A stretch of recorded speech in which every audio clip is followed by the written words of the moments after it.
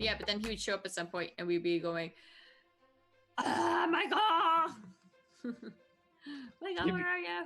Well, he'd be doing that. I'd be going, dun, dun, dun, dun, dun, dun, dun, dun, dun, dun, dun. You over here. Yeah, I know. Man, I'm such a Have you been keeping up with Game of Thrones? No. Oh, you should. You can spoil it away if you want to. Oh, sorry. No, Yeah. it's last week they started tying up all the loose ends before a big battle, and now everyone's taking like votes of who do you think's gonna die.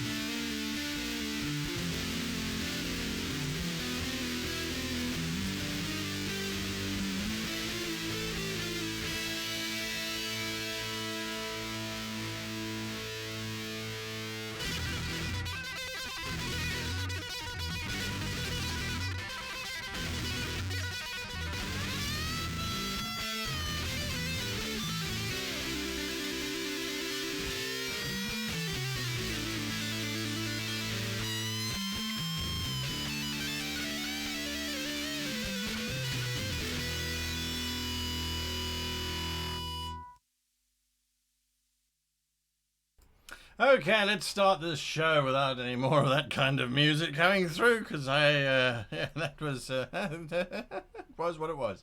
Hello and welcome to today's show of the Broken World Chronicles. If you missed the announcement last week, Ghosts of Saltmarsh will be airing on the 25th of May at 1 p.m. PT time. For those of you that have not heard, that will be on the twitch.tv/D&D channel. I will be running that with some very interesting players from all over the world, so have a look on that. But we're not gathered here today to talk about Ghosts of Saltmarsh.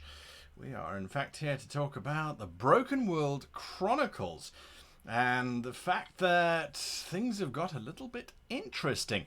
They've got interesting certainly in terms of the storyline. Characters don't tend to cover all kinds of things, and in the Discord channel there are some fan theories out there which I read this morning and I went, that's better than what I had planned, so maybe, just maybe, that's going to be the outcome. We've got some NPCs that were generated by some of our Patreons. They're going to be coming up, hopefully, as soon as our heroes manage to get themselves out of this dingy, dark mire of a place. And yes, that's something to look forward to. What we have today, though, this is the pre-show spoiler. So, if you are here just for Broken World Chronicles, I ask, I beg, I plead, you return on the hour. That is when the show will start, on the hour. That's when the actual role-playing will start. Until then, however, it's me talking about the problem that I face for today. And that problem is that Freddie Hines is not with us, so Warren is not there. Now, it just so happened last week that he failed his climbing check and tumbled to the bottom of the pit, or valley, I should say, where he was seen by the guards. Well, so were the other two players' characters as well. So it does leave me in the unenviable situation of having to figure out what happens to Warren during this session. Now, I do have a cunning plan that I'm going to share with you, and so you guys can get an idea. So again, this contains spoilers for today's show, and the reason why I'm doing that is so that you can have a look and go, well, that's what he planned, and that's the disaster that did not happen, or did happen, as the case might be. Now, something that one has to do when you've got someone dropping out for a session, a single session, he's coming back next week. So if you've got someone dropping out for a single session, you've got some decisions to be made, and the decisions primarily are, do you do backstory? Do you go and fill it in? We've done that before on the channel. We've certainly done it here in Broken Worlds, where we went and explored Feloria's background. So there is certainly that option. Alternatively, do you pause the game and do something else? We have also done that in the past. That really is your only option when the GM is not around, although there are some people who, every now and again, do other things. They get the players to run a little side game that looks at the backstory of the characters. So, anyway, there we go. Yes, so we've got some options to think about. We've got so many things to look at, so many things to go through and try and decide on what we're going to do. I have a solution which fits with what has been established. Now, you know, seeding is my byword in terms of how we make the games feel as if they've always been planned, even when they're definitely not planned as much as we would like people to think they are. So that is always, I think, a good thing to do, drop seeds around. What is McCready doing? This was the question I was asking myself this morning. So in preparation for the game, I was looking at my notes, which I put away and will bring out again. So I was looking at my notes and I was going, what is McCready doing? What is he doing? And apart from building some kind of device that he thinks is going to bring the dimensions together, but in which actual fact may shatter the dimensions even more, that's kind of all that the players are going on. So as far as they're concerned, there is this crazy gnome who's busy building this thing. I can use that, and I think I'm going to use that in today's session. So what he's going to do is he's going to use that device. Now, I again looked back at last week's session and said, what did I seed? What did I conjure up? What did I drop into the place that I might be able to use. And I'm going to take you through that process so that you can kind of get an idea. So last week's episode, very brief recap, the players encountered this horrible Colonel West, well, no, not Colonel West, why would I call him Colonel West? Bardock, this horrible Colonel Bardock, and he was extorting the local lizard folk. He was upsetting the local lizard folk population, stealing their eggs, and then selling them on to slavers, basically, or to chefs who wanted to cook, well, lizard egg, I suppose. So I looked at that. They had him dragged away by the lizard folk to go and be slaughtered. The lizard king and queen took him away to go and have retribution delivered to him, basically. Now, that was a potential. I could have the lizard folk now arrive to try and save the heroes, because the lizard folk did have 2 scouts, Ix and Ox, that travelled with the heroes to take them to MacCready's farm. So I have seeded the potential that the lizard folk could now intervene. They could come riding over the hill, drag away Flint and Feloria, take them to their lizard folk den, where we start to learn a little bit more about the lizard folk, and then they rally together and they come back and, you know, save the day and save Warren and prevent MacCready from doing his thing. It's not a far stretch of the imagination. I don't think anyone would sit back and go, wow, well, it's a little bit of GM intervention. There are enough, in my opinion, reasons why the lizard folk would do that. However, it's been done before in the same sessions, in the same game. The goblin folk came in and rescued the party from their situation with the elves previously in the camp. So I don't particularly like the idea of having the lizard folk once again protecting the party from this situation. This is not a situation the party got themselves into. FREDDIE simply, there were things that happened like real life. So it's not something that was brought about by the players' decisions, but doing the lizard folk option, I think, is just a repeat of what has been done before. So I don't like to do that. I always like to try and move it and twist it and shape it and try and see what we can do, how we can fix that. So then I thought, okay, what else has been seeded? Well, not a huge amount other than the fact that MacCready has his ranch, where he and his goons are building this thing. We don't really know what the thing is or what it does. We've seeded that whilst the characters are walking towards it, there's this fracturing that keeps happening, as if the dimensions are splitting. Now, last week I was throwing that out there to indicate and reinforce that MacCready is in actual fact doing what the original shifters said he was doing. That, you know, that it reestablishes that the plot is indeed true, that the shifters said that there's this crazy man who's trying to fracture the universe, go and save us, stop this from happening. They went and did that, so here is the evidence that he is doing that. What I'm going to do this episode, though, so here's the big thing, is firstly, I am going to disable all of, and I forgot to do this last week, and I think I got scuppered, so I'm just going to close Origin, and I'm going to close Steam, because, you know, these things happen, and I don't want them to pop up in the middle of the game. So, modern day, you know, woes and worries. So, instead of it fracturing dimensions, I'm going to have that MacCready didn't get it right. He didn't get it right, and what he's doing is he's actually fracturing time. Now, this does, again, go back to something that we have seeded even earlier, right in the very first few episodes, was that time travel was definitely something that was an option. It happened, it could occur, and it could occur multiple times. So MacCready, in his desperate attempt to change up things, is actually, instead of fracturing dimensions, he's fracturing time. So when we start today's episode, to account for Warren's non-presence, he's going to fracture time. And our heroes, Feloria and Flint, are going to go back in time. And I was, again, sitting there going, okay, what would be an interesting time for them to explore? Where would putting them give us the most value for our deviation? Because, again, it's not just a case of saying, okay, they're going to go back in time, and they'll go back to time when Flint was a young machine and just fresh off of the assembly line. It could be something that we get to see. It could be something interesting, and I haven't ruled it out yet. So it is something that I am toying with, is do we go back to the early days of Flint, when Flint was first decommissioned and sold off to the Connor family, which was never, I mean, it's part of his backstory. He gave that to me as the character, you know, as the author of the character. It's in his backstory. We could go and look at something like that.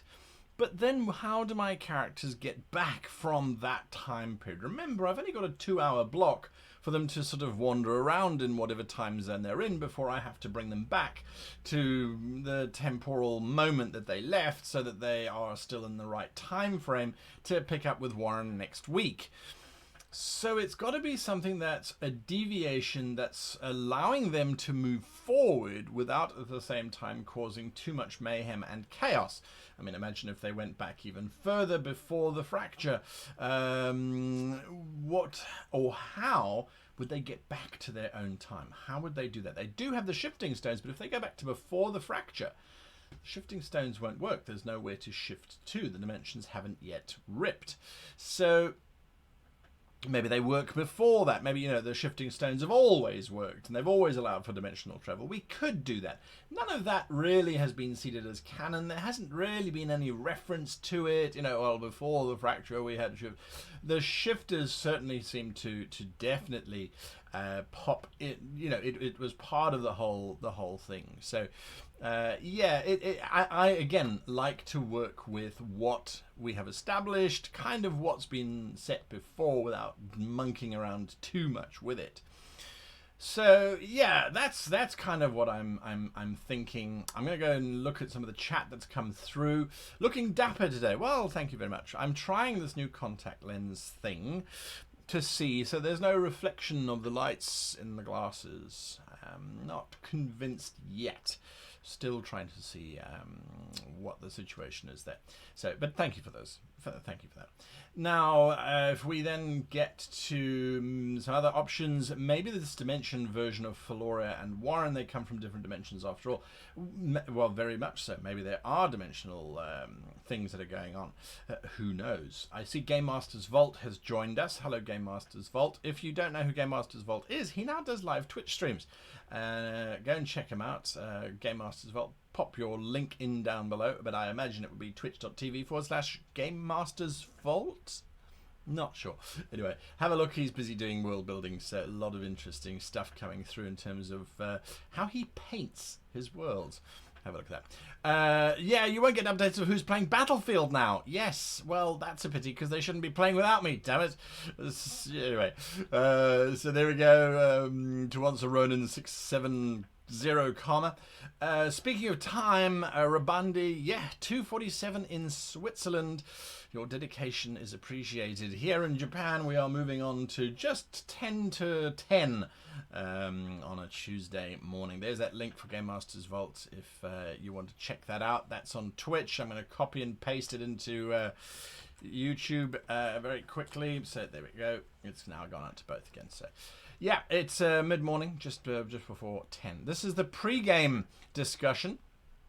Rive and Alexi. So yes, we're busy planning on what to do.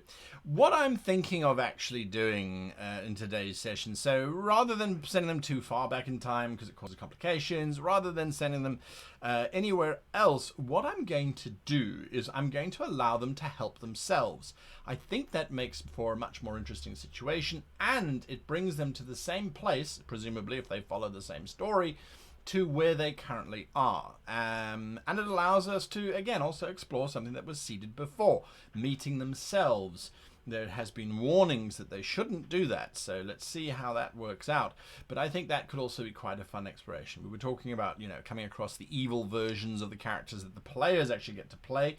That's going to happen in upcoming episodes, hopefully. But yes, I think this one could be quite useful too. So I'm going to bounce them back to the moment just after, or just before, I should say, they arrive at Fort Lost. That means Colonel Bardock is no longer in the control of the lizard folk. It allows them to run through that scenario again, almost like a do-over, except that they will be watching Warren and Feloria and Flint going about it, because they have now jumped back to a period when they were already there. So that means that they're seeing themselves. Temporal causality says that they get to watch themselves going through it again.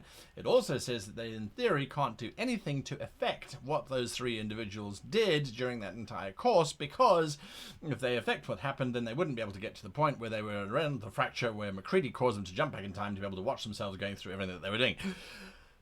Gosh, you gotta love time travel. So yes, only a few moments, and I see there's a suggestion here before they split up and alter their own time stream. Yeah, so we've got to make sure that they don't alter the time stream, and that's going to take some careful manipulation from my side in terms of preventing them from doing that. I think that's going to be the fun part of today's session. So hopefully what will happen is that they will make their way back to the McCready farm. They will gain some valuable insight, which will allow us to then have that being used next week, because they don't have a temporal prime directive that they need to worry about breaking necessarily. This is not the Federation just yet. That's my plan. I don't know what you guys think. Is it a good one? Is it a bad one? Is it a weak one? That's always something that I worry about, and it doesn't matter how many games that you run, when you go, oh, I think that could be quite a cool idea. There is always that moment where you go, but is it actually a cool idea, or is it just me thinking it's a cool idea and just coming up with a slick answer that kind of fits all the pieces? In my mind, it does fit all the pieces. It does bring us back to where we are wanting to be. It removes, I think, as many problems as we could possibly have, without at the same time violating anything that we have already established. So again, well, look, I mean, there's some very nice comments coming through on the chat. Thank you for those. But I think this is one of the reasons why I started the channel, is because, as far as I'm concerned, it's about looking at what pieces you have, and then just sort of eliminating down, washing down, going, well, now we could do that, but then these are the negatives. We could do that, but then these are the negatives. We could do that, but these are and trying to find a solution that works. There are probably better ways of doing it. I could also, and this is the alternative, I could also just run it that Warren is captured and Floria and Freddie are going to go through the rescuing of the gnomes without Warren. I'm not convinced that that's the more interesting option. I'm not convinced.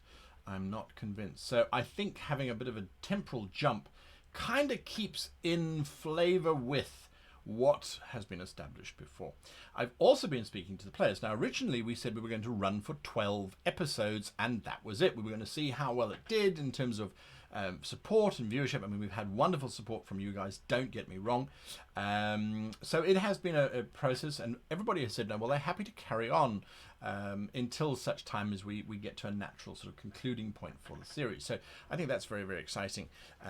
So it does give us a little bit more time to play around with.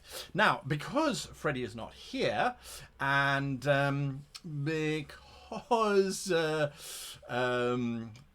well, because it's me, I needed to redo their layout and format. Completely forgot because I was busy thinking about time. And yeah, so I need to say that quickly. We've got 6 minutes before the show actually starts. We don't have to do a map this time because, well, we have them from last time. And that's one of the benefits of jumping back in time, is that you reuse the same props again. It's a really cheap way of making a show. It's a television joke. Right, so yeah, I mean, we want to see the Fireball Thunder Ring Hammer thing that Freddie's wielding. So absolutely. Sork, or Source, I suppose it's Sorcerer, Sork 1974. Welcome, I'm glad. I mean, it's new to D&D. That's fantastic. Lurk and try and follow as best you can. Absolutely. Well, here you get the chance of reliving what happened last week.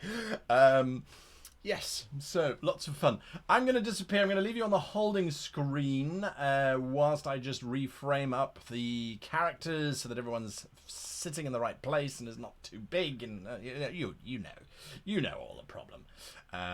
Time shift the missing guy to just disappear for a while. Time stop for him. He pops back thinking less than 5 seconds has happened, while the others exactly right. There we go. So yes, there is one little plot hole. a little plot hole. Can anyone tell me what that plot hole is, by the way? And I've just realized I can do this while still talking to you.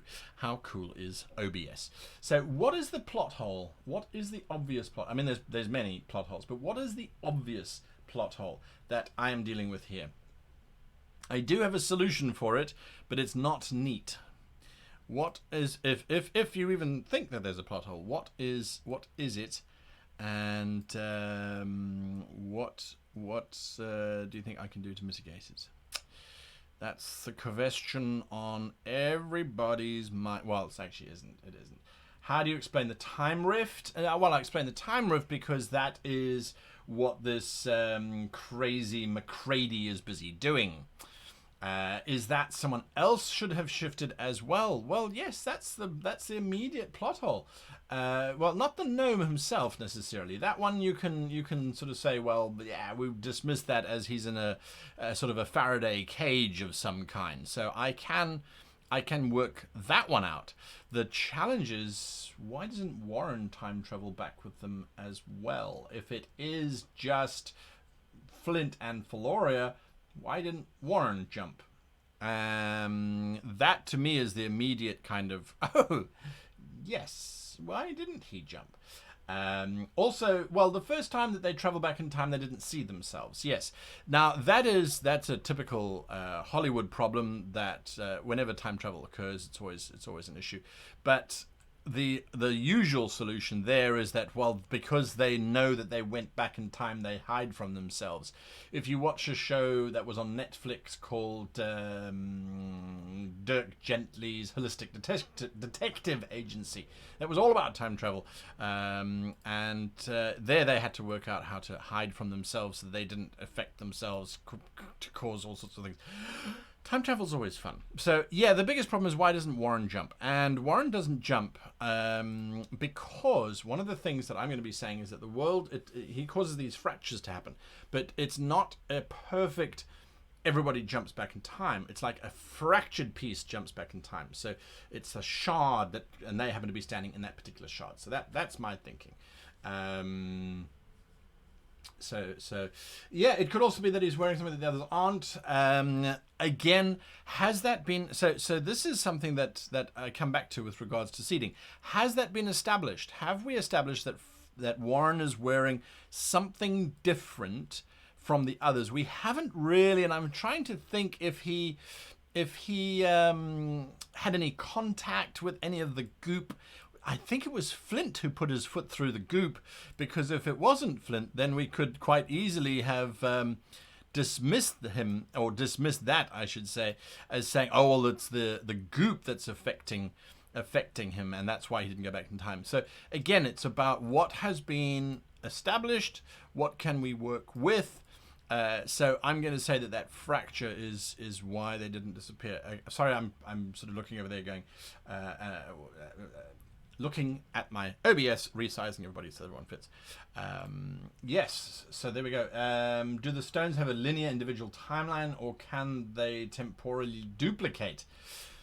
That's a good question. Can they temporally duplicate? Well, they must be able to, because we have established that Warren, the old Warren, can jump back in time. So yes, so yes, the stones do travel through time.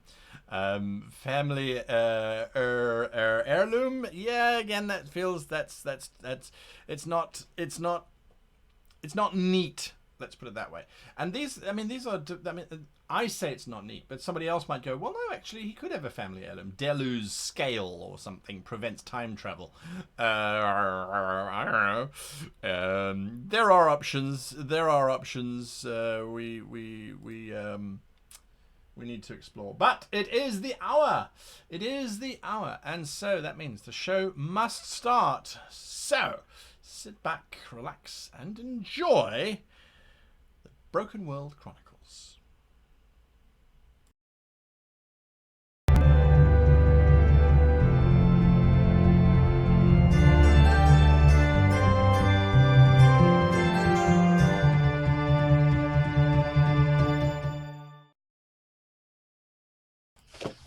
everybody, and welcome to today's show.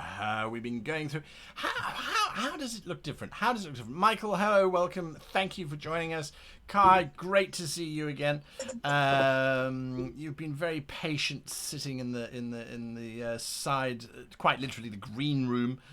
In this case, if any of you are in theatre or in television, there's always a room called the green room, which is where you basically put your actors and talent until you need them, and you kind of make sure that they stay there so they don't wander off. So you guys have been very patiently sitting there. I'm going to just tweak Kai a little bit in terms of your... Hey, Kai, you heard him say it, right? He needs us. I didn't say that. I did not say that I need you. I said that I need to make sure where you are. No, I do need you. You are my wonderful players. Right now. I'm trying to fix that too. Yay! There we go. Okay, so that's got rid of the green around Kai a little bit. You are a little bit pink, I must admit, but that's okay. Pretty in pink, as they say.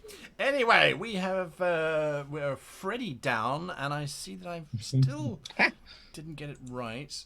Let me just tweak that a little bit and do that. There we go. Right, now we're looking good. Can everyone hear us? Can everyone hear us? The next big question.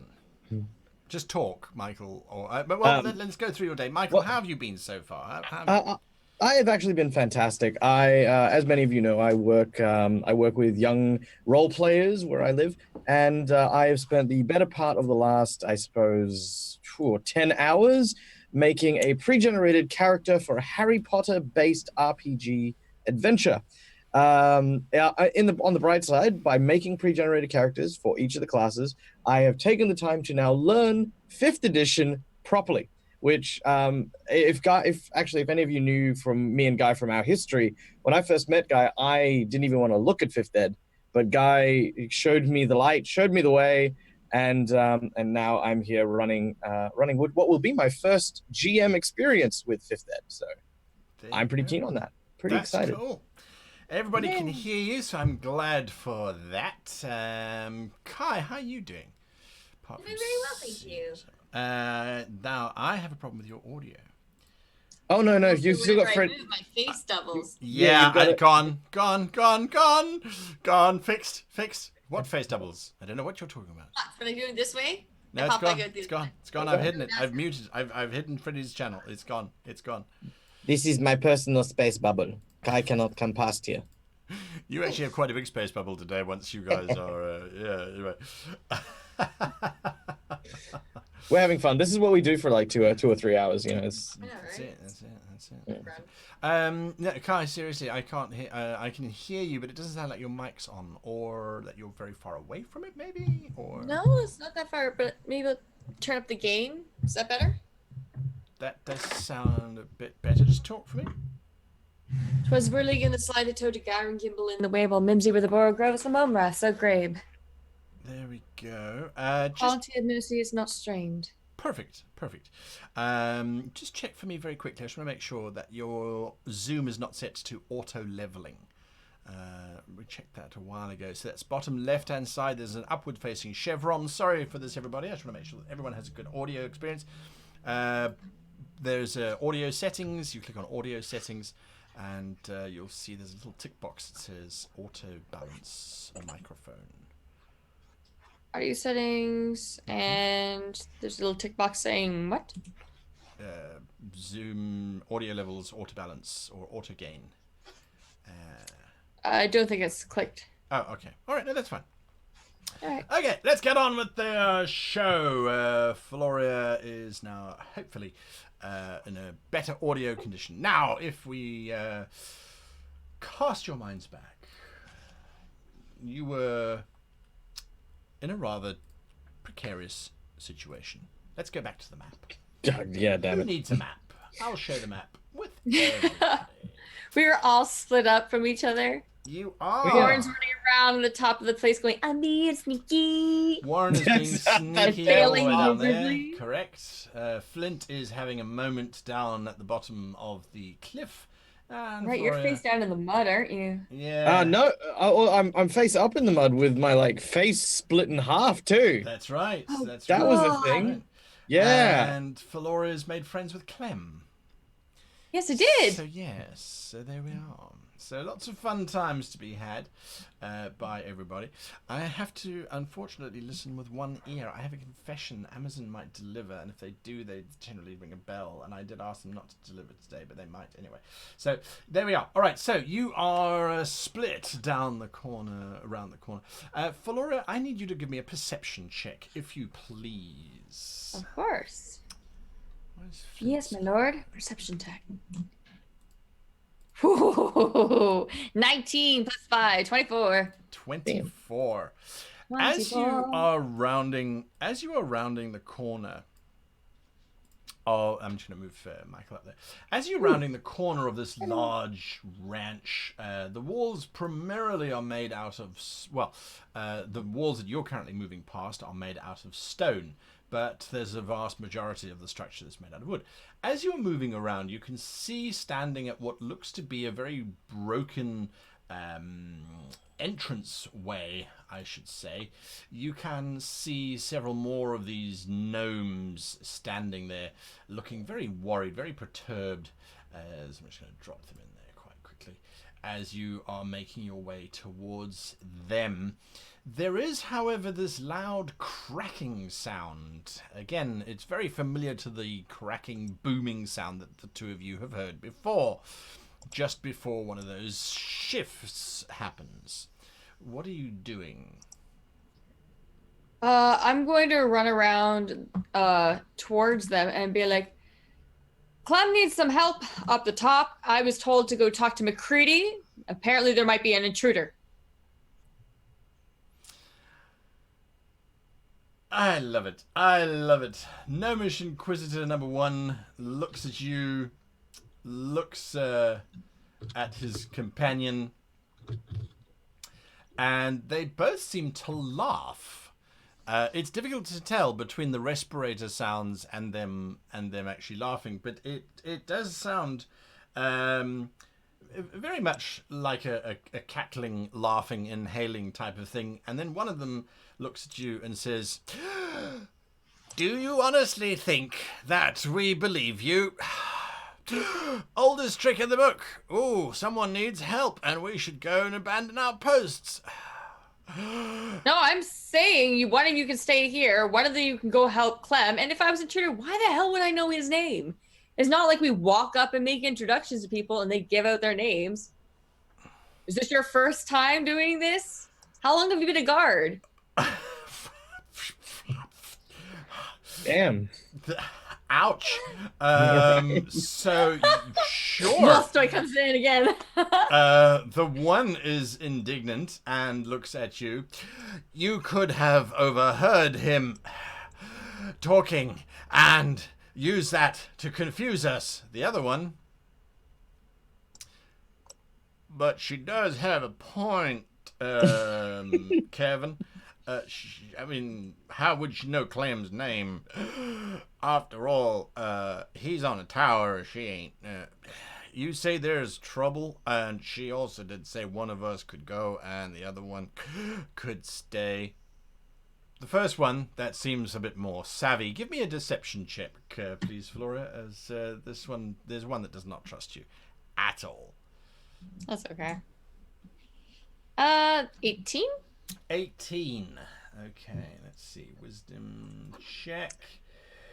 Okay, he kind of looks at you. He looks at his companion. He looks back at you. I just look bored. Like, all right, I will go and see what Clem wants. You stay here and don't let her into the compound. You remember what the boss said. He says, and he starts walking. All right, I let him go. Flint, you are lying there with your faceplate cracked open. Yep. Failed your Constitution saving throw earlier. I'm being sneaky. Just, yep. At this point, I think Flint sort of seeing Florio head off into that direction is presented with two choices. Either I can go after Floria, or I could make a ruckus and help her out in whatever it is she's trying to do. If people's attention are over here, then obviously between me and Warren, who I expect is on the other side, also causing pandemonium, she might be able to sneak in and get what needs to be done. And after the speech from before, I'm confident and I trust everyone, no matter who gets to the gnome first, will get what's done. So Flint sort of tosses his mind back to the really old kind of.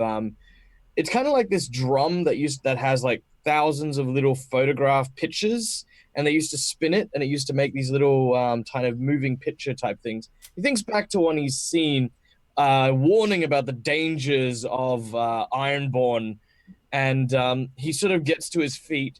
He cracks open his jaw, which sort of makes this whining sound thanks to his new hideous opening. He looks up at one of the two gnomes. I'm going to say the one that's not Clem, because I don't know, I feel like I've bonded with Clem. And I'm going to let loose this god-awful, whining, metallic roar, and then take my gun and put a bullet through that gnome. All right, that's your intention. That's the intention. That's the intention. Whether or not that actually happens, again, this could be, it's like that bit from Sherlock where he's like played it out. All right. Stand to reruns. Intimidate gnome. Passing gesture. Demoralize them. Take gun, load, and fire. Single fluid motion. Second gnome surrenders. Yes. Plays it all out. Then he just sort of tries to kip up and just breaks his back. And he's like, oh! Yeah. Well, as you stand up to go for your jaw, this crack, you start to realize that you have several very vital components that are behind said mask, and they are now exposed to this toxic environment that you are in. They are literally starting to fuse together to the point that your jaw is no longer able to really function too well. So, Step 1, stand up. Step 2, deceive guards. That's how far you've got before you realize your face is quite literally melting. Huh. Well, that's a different problem. But I can't let it stop me now. So I'm still going to try to force as much air as I can out through the whatever my face happens to look like right now. Right. There is a gargled roar of sorts. You are aware that as you're doing this, again, the various connectors and things which run from the jaw to your vocalization device, several of those burst under the pressure of your exhalation, and the roar suddenly becomes more like a bad, wheezy hiss as these pipes burst. They've all been weakened by exposure to this corrosive environment. Yep.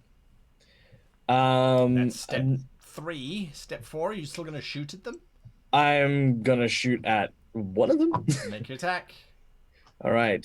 Which one's Clem? It's very important. Is he Clem 2 or 3? Clem is the 2. Clem is 2. Inquisitor so number 2. All right, here we go.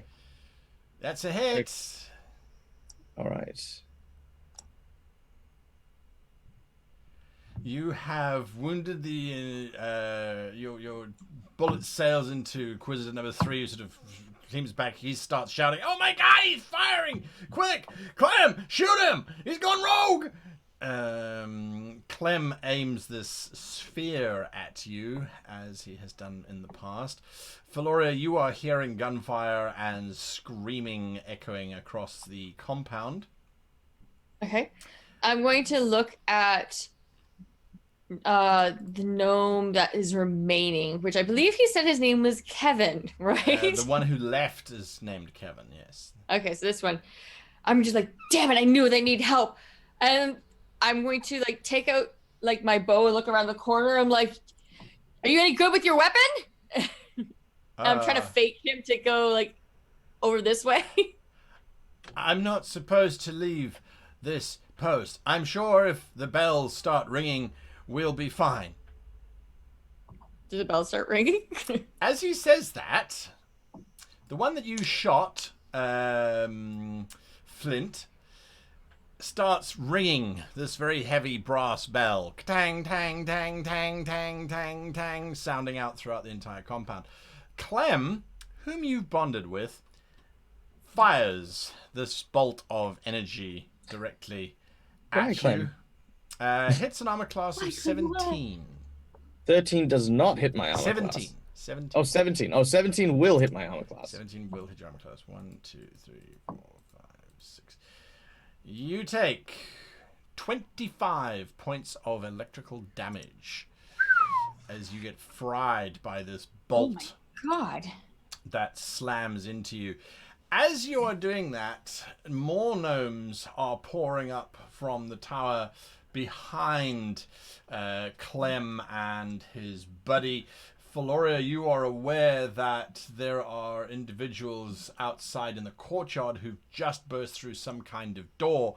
There is then this loud crack, and the two of you find yourselves standing and staring at a very different situation. You are looking down at Warren, at Floria, and at Flint, inside Fort Lost, busy talking to Colonel Bardock. Now, I don't know Wait, if what? it's going to allow me to do this. No, it isn't. So, I'm going to have a placeholder for Floria and for Warren. The two of you literally find yourselves standing in amongst the cacti, looking down at Fort Lost, and at the lot of you talking to Colonel Bardock. How close am I to Flint? Well, to this Flint, you are... I saw the ground floor map of the other one. Can I see the new one? Share it with you now. Give me a split second, as I just need to find now some placeholders for your previous incarnations, because I didn't think it would be able to... I didn't check. I should have checked. I get to watch myself get shot. Well, I don't know what you are thinking there. I'm going to move you guys up here. That's my first thought is, oh shit, this is gonna hurt. Flint looks at Floria, his jaw like hanging next to this huge fissure over his face. You're all right. Oh, there we go. Fort Lost. Okay, so. There you go. Oh god. What? Is it that bad? Oh, it's bad. I'm gonna like run over to you and ask, like, does it hurt? Well, it hasn't hurt before. Where's Warren? No sign If you of came- Warren. Well, except for the one who's currently busy chatting to Colonel Bardock and trying to put his suit on and figure out which button to press. I ain't seen him. Maybe he was too close to the tower. Remember how everything kept shifting? Maybe he shifted on the other side. What? We need to get somewhere where we're not going to be seen, because we come this way to talk about Warren. Flint. Remember? Flint sort of nods and points over at the trench. He realizes that that with his scar and his speech impediment, it's probably best if he not talk. He'll point over at the trenches, and he'll sort of try to crunch the sides of his face to not seal the wound, but to like just make it less... Oh wait, I got an idea. In the tent when we went in there before, there were those bodies, but they had helmets on, didn't they? Like hazmat suits. Yeah, I think so. So I'm gonna run in, grab one of the hazmat suits, at least the headpiece off of it, Sure. and stick it on Flint so he stops corroding. It certainly does feel like you stop melting, which is a very nice sensation. Flint, you can see the two lizard folk who are about to open fire on the camp in the trench. Bardock is busy chatting to FREDDIE and the likes. But yes, you are no longer melting. Okay. Um, just What happened? just as a quick question. Yes. Now I hate the fact that I'm starting this conversation in the middle of shit, but if we've spoken to the first shifters back in town, and they said we can't interact with ourselves during any of these time strips. Did they, because I can't remember, did they mention anything about altering events? This is the reason why we're not allowed to. No, they said weren't allowed to interact with ourselves, which I get that, the whole two people touching, sort of the Michelangelo's picture on the Sistine Chapel, everything explodes, I get that. But for example, if Flint were to if Flint was told expressly, don't interfere with time when you go back into it, as opposed to, just don't touch yourself, that means, it's an entirely different thing to kind of look at. I think the whole point was that if we told our past selves something, it would change an order event that would take us to this point. Right. That being said, using the knowledge from what we gained the last time, like finding our way through the pits and such, we can use that to get through faster because we're going to head that way anyways. We know that the lizard folk are going to come down here, but Right, we can make headway to get there and then use the failed sneaking, you falling down in your face, use all that as a distraction, I think, to continue forward. Carried far Right. and Okay. Because we can't affect what has happened. I grab a rock and I throw it at the lizards to try and make like a loud thud sound before they fire at Feloria in Fort Lost and see what happens. Oh God. If you get me shot, I'm gonna be so mad. That might happen. Oh my God, can you imagine if they almost missed and then you got me shot? Like they weren't actually gonna shoot me and I was like, ow! Oh, that's magic. That's magic. Excellent. This is why we love doing what we do. So you do that. Do that. And well, the lizard folk sort of seems that's not a lizard folk, that's a lizard. I was like, why on earth is their perception so low? The lizard kind of, there's a rock that lands next to it. It doesn't seem to respond. They're both busy watching what's happening at Fort Lost at the moment. Yep, you're right. We can't affect anything. But we know the lizard folk run down this ledge and we're in between us and them. So I think the best case scenario is to try to get where we're going early and come up with a plan of how to get to McCready faster. That is an excellent idea. All right, well, let's head on that way. That's where we came up on. Breaks out between everybody. Warren starts charging over to fight against the lizard folk as the battle ensues. I keep down that way. Yeah, this all hell breaks loose. You realize that if the two of you now run, well, at the very least, Warren and Feloria will definitely see what's going on, and there's no reason why Flint wouldn't see either. If you look at the battlefield, we'll go the long way around. So we'll go, instead of going along the western edge of the camp, we'll veer back around while they're looking at the lizards. Go around the eastern side, down underneath, and then across that way. Yeah. You're going to try and stealth around this way? All right, perfect. Give me a stealth check, please, both of you, as you try and use the battle as a distraction. Do we get advantage because of the distraction? Sure, I'll give you advantage. No one's looking in that general direction. Yay! Because this is going to be terrible. Oh, God, yeah. I'm so glad I have advantage.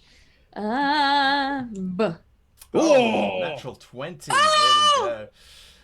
Boom. Very nice. Flint, your 12 is okay. Wait.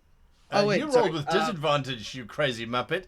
You're supposed to roll with advantage. So your 20 was dropped, your 20's picked up. That means you both rolled natural 20s for this sneak. I'm just saying. Five. I'm just saying. Yeah. There you go. Okay, so Ninja 1, Ninja 2, you managed to make your way all the way around the camp. As you're passing the doorway, both of you see that the eggs, which Flint you see later on, if you recall, when you look over at where the eggs are, they're not there. It looks like it's just a large collection of fabrics, papers, and corrugated iron. Oh. Well, yeah. Is the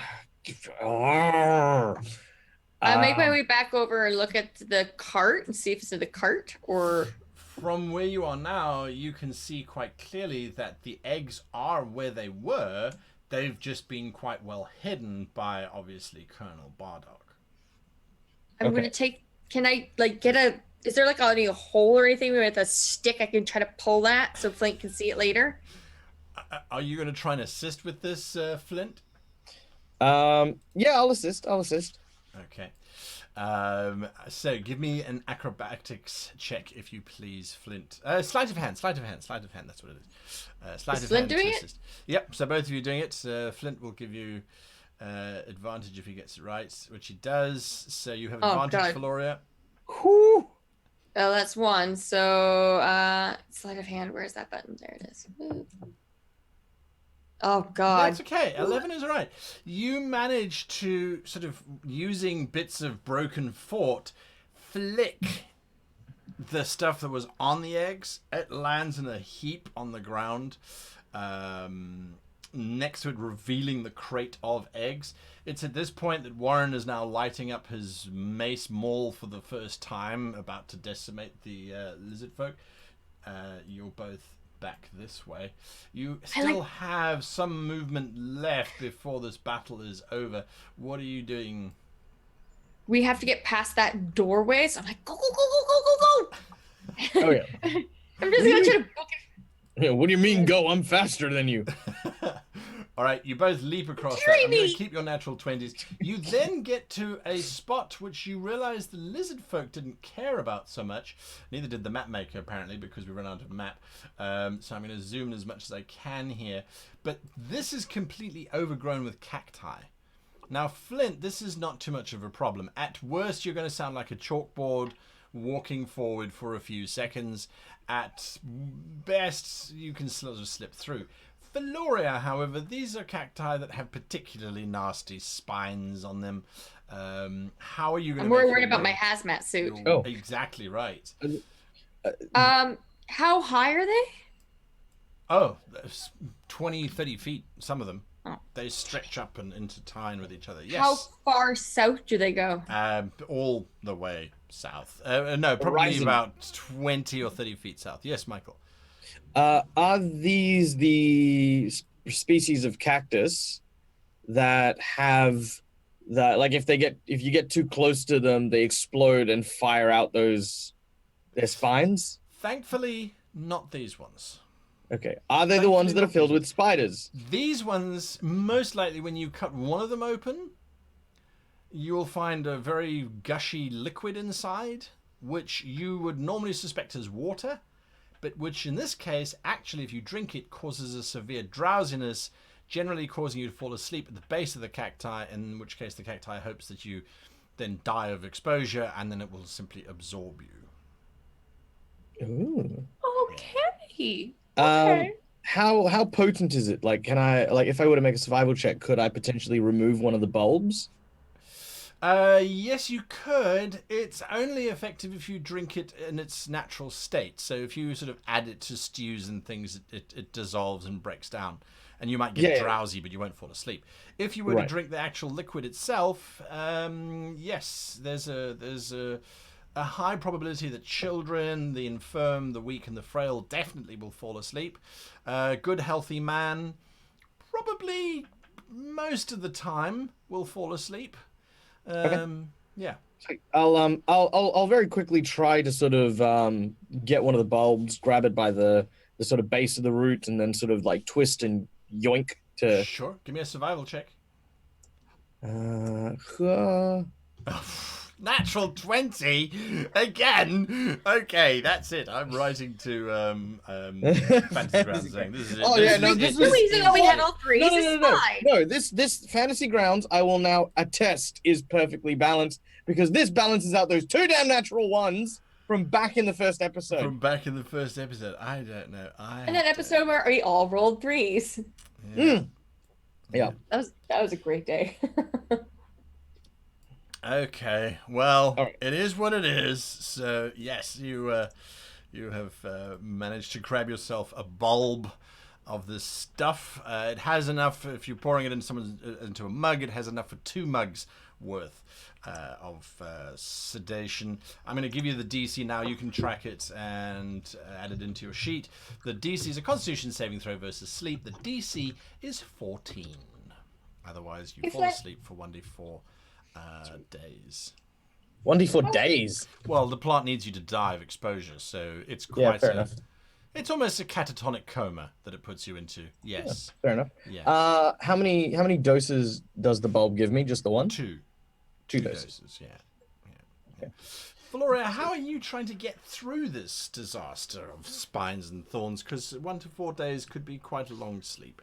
It could be very disastrous. Flint, how strong are you? Well, I'm trying not to speak because I've got the whiny noise. I sort of, I've got 13 strength. Can I just pick up Valoria? You could Well, pick it's Valoria 20 up, feet. sure. I was thinking you could hoist me and we can do like an acrobatics trick where I flip over and land on the other side. And hope to God that yourselves don't see this Spectacle? spectacle happening down the back I'm of the hoping we'll camp. be too busy with lizards. Yeah, I'll wait for the lizards to get onto the ridge, and that's when I'll do it. I'll pick her up and I'll throw her. Wait for it. Okay, tribal lizards on the ridge. And indeed, the tribal lizards arrive on the ridge. Can you imagine you lose me in the cactus? I'm like passed out and like, yeah. Like, pulling Okay, out. I need you to give me a strength, an athletics check, please. Wait, I want to give him a bardic inspiration before we do this. That's a good call. Good call. Bardic Like, inspiration Flint, to you, You're the Flint. strongest ironborn male I've ever met. He might be strong, but up is very often forward if you do it incorrectly. You do have bardic inspiration, but that's not gonna It's a help. D8. It's a D8. That was D8. Yeah, it's D8 now. I'm Can you higher get than I above was. 10? Can you get? Yes, you can. So there's a terrifying moment where he's pitching you forward because his wrists are in the wrong angle. But as he does so, he then takes a step and he pitches you upwards. Now I need you to make an acrobatics check, if you please, to vault over 5.5 foot of spiky cacti Without screaming. without screaming. Yes. And I'd like to point out my depth perception may not be the best right now. That's true too. However, with a roll of 19, you land gracefully on the other side. Cacti behind you vaguely wobble in the wind, but otherwise don't do anything. The lizard folk are now starting to pour down the cliffside in the north from where you guys are. Flint, are you just going to charge through the cacti? I'm going to run and hide in this hole. Boop. Yeah. You're going to jump into the grave? All right. Yeah, I'm going to hide in this hole. You jump into the last grave. Flint, you are, unfortunately, it's difficult terrain, so you're is kind it? of pushing your way through. The spines are scratching over your 20. armor.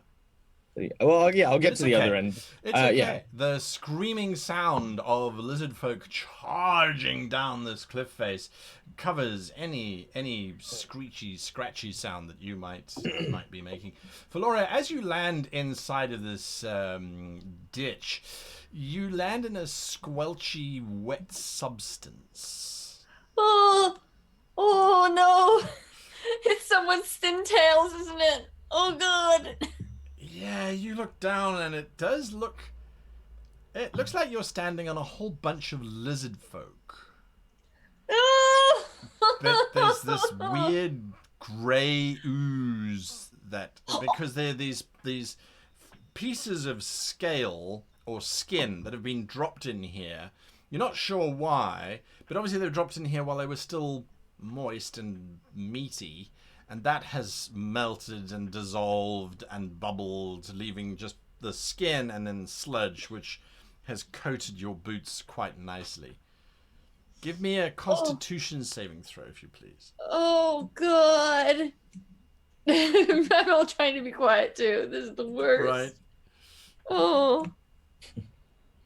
I make it. You manage to hold on and not scream or shout or retch or...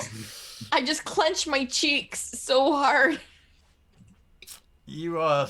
Yep. That's it. Flint, what are you doing?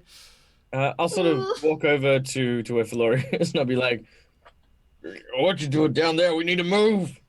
I'm like crying in my suit. I'll sort of reach down to sort of help her out of the 6-foot hole. Sure. You guys have a choice now. The lizard folk are, as I said, they are thundering down there now at about this point. There's some shots going off from the camp as everyone is trying to now take stock. The lizard folk army, you're gonna have to run, and there's quite a big blank stretch ahead of you. Where are you guys gonna go? Apart from this ditch, obviously, there is the ditch to the north that you could jump into. I think we're gonna beeline straight for the what do you call it? Some old the sludge. Swamp of Doom. Oh, I meant the sludge lands. Oh, you guys Doom. are just gonna run straight. All right. Yeah. I think everyone's proper distracted. Everyone's shooting. You just start running like a bunch of crazy people. There are some lizard folk, however, who I'm just gonna roll quickly. That's 1. That's 2. Okay, so as you are busy dashing away, 2 lizard folk notice you running, and they break away and they start running after you, hissing, howling, and whooping. You realize that yourselves wouldn't be able to see you because there's this giant lizard army in between you and the camp, but you also remember that the King-Queen battle took quite some time. These 2 seem intent on tracking and dragging you down. You remember their cause, their reason for attacking in the first place. They're looking for some eggs. They are looking for eggs. That is And not the breakfast kind. Not the breakfast kind. I'm going to add them to the initiative tracker here very quickly, and then you must tell me, what are you doing? I would look back and yell, let your queen know that the gnome has the eggs hidden in his shed. The Ironborn will help relieve them from the gnome and set your eggs free. You sure that's what you're saying? Well, that's what I forgot to push the... Yes. I forgot to push the button. No. While she's saying this, I kind of can feel what's going to happen here. I'm going to scoop Feloria up and put her on my shoulder and activate my spring-heeled boots, and I'm going to start dashing at 35 foot to 35 foot around every round to try and get onto the sludge lands. Okay. But I'm going to try to veer across it rather than to go through the safe path. Until Lixinox, I said thank you! All right, I'm going to roll initiative and see who gets where first. Here we go. We know Lixinox, though! There's the initiative. So, Flint, you are running with Feloria as fast as you possibly can. The map is not to scale, so you are starting to break away. So you're dashing, you're basically moving 70 feet. Is that what you're telling me? Yeah, okay. That's correct. All right. The first lizard folk will move 30 feet, so only half the distance, and then will throw their rather nasty javelin at you, Flint, out of frustration more than anything else, because they realize you're not going to stop. The javelin falls wide. The second lizard folk comes scurrying up next to the first, repeats his action of throwing this javelin at Flint, and I get a natural 20 from it. As javelin just does it hit you or does it hit me? Because I'm on top of you. Yeah, you did a fireman's lift, so she's slung over your shoulder. Is that correct? Yeah, that's correct. Okay, so I'm going to say if I roll a 1 or a 2, it's impaling Feloria. If it's anything above that, it's Flint. So, it just misses you, Feloria. You're busy hanging there, and this javelin impales itself directly into Flint's spine. Right, so the damage that you take, it is critical damage. So it's this, and then I get to roll it again. So this is the damage you take. So it's 8, and then just a regular d6. So Flint, in total, you take 12 points of damage as this breaks its way through your spine. Floria, you are just chilling. Do either of them look like Ix or Ox? Because one had the plume, the other had a little necklace. Do either of them look like it? I'm going to roll a percentage chance. If I get 10% or less, it's definitely Ix and Ox. These are their brothers, Box and Socks. But unfortunately, it is not Ix. Well, the first one is not Ix. And the second one is definitely... They're from the same clutch, without a doubt, but that you don't know them. I yelled back, tell Ix and Ox I said thank you for helping us through the sludge lands and they're the best and I really appreciate them. And since Floria says hi and stop doing that! Okay, that's what you're shouting. The first one doesn't even speak common, but stops just because of the authoritative voice. The other one, apparently these are the dumb ones. That's why they gave you Ix and Ox, because they're the smart ones. These two basically then pause and watch as Flint continues to power his way with a very crudely made stone javelin now sticking out of his back, holding Floria. It is not long before the two of you arrive at the outskirts of this incredibly dangerous, toxic swamp. Flint is gonna, when we're out of range, you sort of hear this, you hear this hissing sound coming from his ankles as he sort of tries to, well, he doesn't really breathe, he doesn't really catch his breath, but he's ventilating super hard. He reaches into his side, and you hear this sort of pop sound as he pulls out what appears to be this like brass canister. It sizzles out, and he throws it into the sludge. I'm going to use Second Wind to give myself some hit points. Lovely. I am injured. Okay. Feels so good. Hurt. I hurt. Okay. Hurt. So I healed 12 hit points. Nice. Which brings me just under being bloodied. Just under half, yeah. Oh God. Do you have a toolkit? Maybe I can fix your face for you. I think that might be a job for the good old Hank back at the hub. We need to stop this. Give me an intelligence check quickly, Michael, before you continue your sentence. Oh, okay. Yep. That is a 14. You remember that now that you're wearing a hazmat helmet, you have to press the button to talk. God dang it. Admittedly, it's new for me. It is indeed. It is indeed. Flint will continue on this big tirade, like he's basically explaining, all this stuff, and then he sort of stops and he looks at you with this like, and you sort of looking at him with this blank look. She goes, I use like motion, like. Yeah, no, look, as long as I got this headpiece on, I'll be fine for the time being. But there's been some critical damage. I'll wait till we reach the hub and see if Hank can't put me back together again. Does normal cure wounds for people work on you? It does, but folk don't generally trust, Ironborn sort with that kind of magic.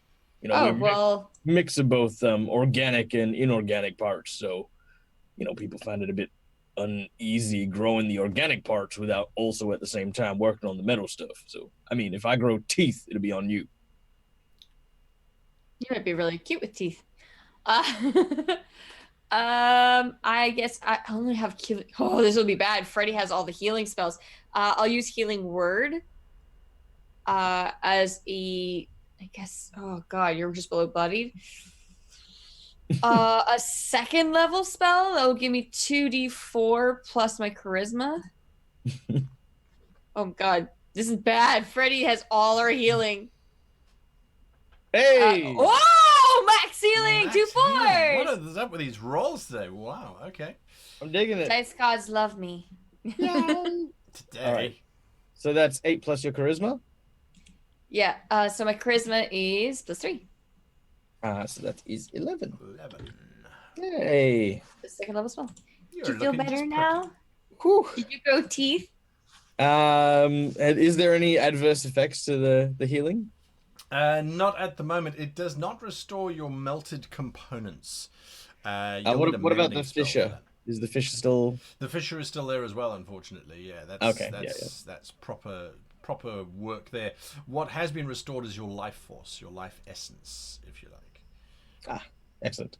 All right, I'm gonna do my best to, before we go ahead, just sort of assess the path that we took before, and sort of, yeah, I'm gonna try and discern it before we start walking into it. Okie dokes. Give me a survival check. I knew I should have remembered the way. The reason I didn't, by the way, was because I thought, oh, we'll just portal out.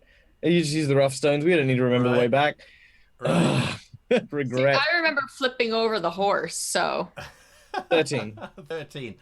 Okay, you start vaguely to get your way into this swamp of doom, but yes, the more you realize it, the more you discover that Ix and Ox were the ones who were hopping around. If you recall, they were using their tails to do very specific maneuvers and things, which you now have to do. So we're going to go into a skill challenge, and there's 2 of you, so you need to get 3 successes before you have 3 failures. So it's not too difficult. You should be able to do this. So between the 2 of we did this before. You- This will be fine. you did this before. You were fine. I don't remember being fine last time I did this. Oh yeah, you were the one who failed. Yeah, I do remember someone's foot going into the sledge. Failed, not succeed. I mean, we call it what we will, but Yeah, it's terms. Terms. terms and words.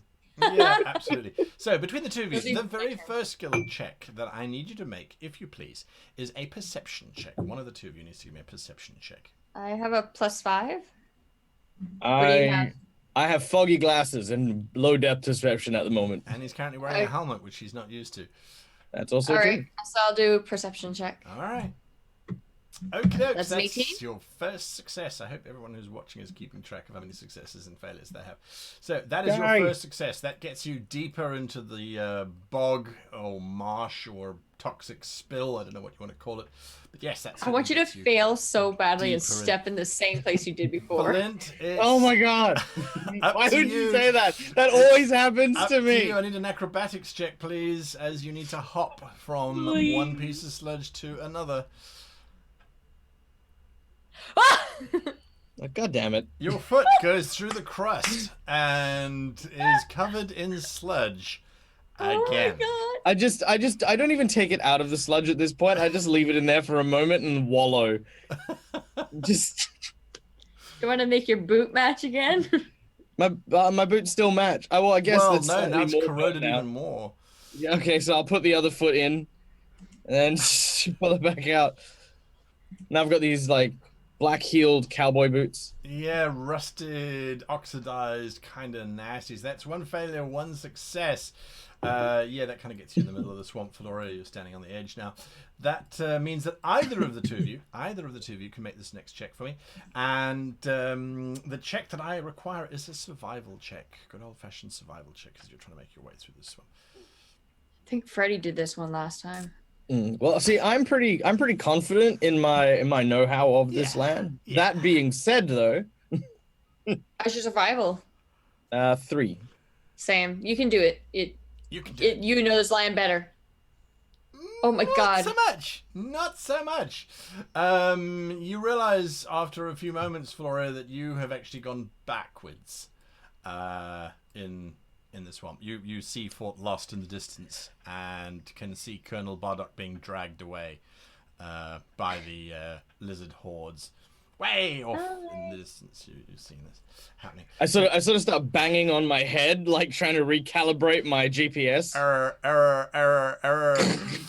Flora, Yeah. that means that you need to give me the next check, and the next check that you need to give me, please, is a medicine check.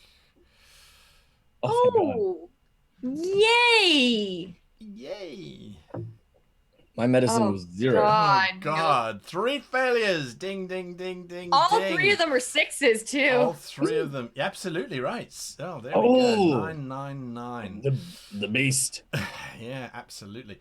That means, unfortunately, We die. no. It means that both. Means you die. Both Means I of you take rust. 17 points of damage. It doesn't feel good. 17 points of damage. as you very slowly and very painfully remembering, thank goodness you took a short rest back in the camp to delay the arrival of yourselves, because you reckon you've lost a full hour at least, slowly, blindly making your way out of this swamp. The damage is as a result, Floria, of tripping into the sludge in the hazmat suit. Even in the suit, there is this corrosive atmosphere that gets into the breathing, so it burns your lungs.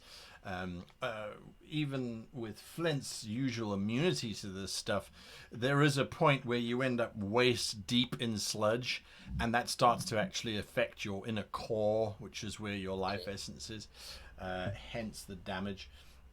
So yeah, that's it. I'm going to drop some damage here on you as well, Flora, just so it kind of keeps track of everything. However, eventually, yes.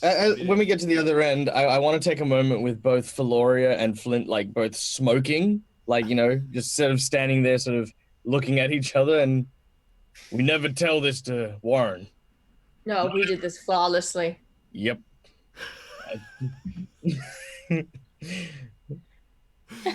Oh boy. All right, well, you find yourself standing again where you were. This is a couple hours earlier. You find yourselves standing on the Mesa, just overlooking, or at least at the point where we have to climb the mountain, don't we? You can either climb the mountain or not. It's your call. I don't want to.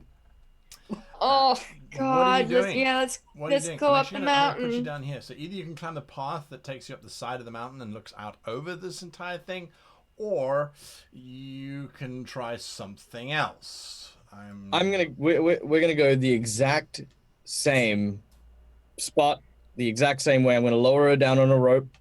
I'm gonna climb down afterwards. You're gonna try and recreate exactly what you did. I am. Oh no! Wait! I don't have that map yet. And also, we know we're gonna screw up, so we should get on the opposite side. So while everyone's firing and looking at us, get down the other way. I know we can, but I want to remove that goddamn rock. I want to try at least one time. I will change fate. I will. I refuse to believe that we are cogs in a machine bound to spin at fate's behest. I refuse. It's happened every single time.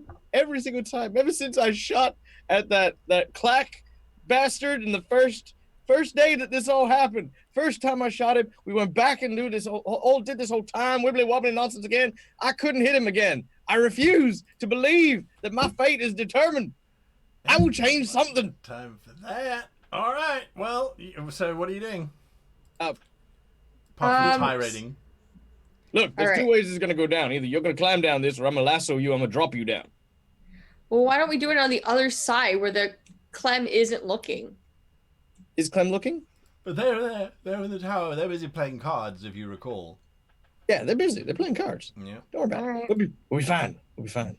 Have faith, Valoria. Believe in that thing that Warren believes. Whatever. God? Yeah, them. Oh. What? So we don't have them. Back to the same spot, and you're gonna try and climb Are down the road. Are you sure you want to do that? Because we can always go. It's important to me. It's very important. I'm having a terrible, like, the sludge lands.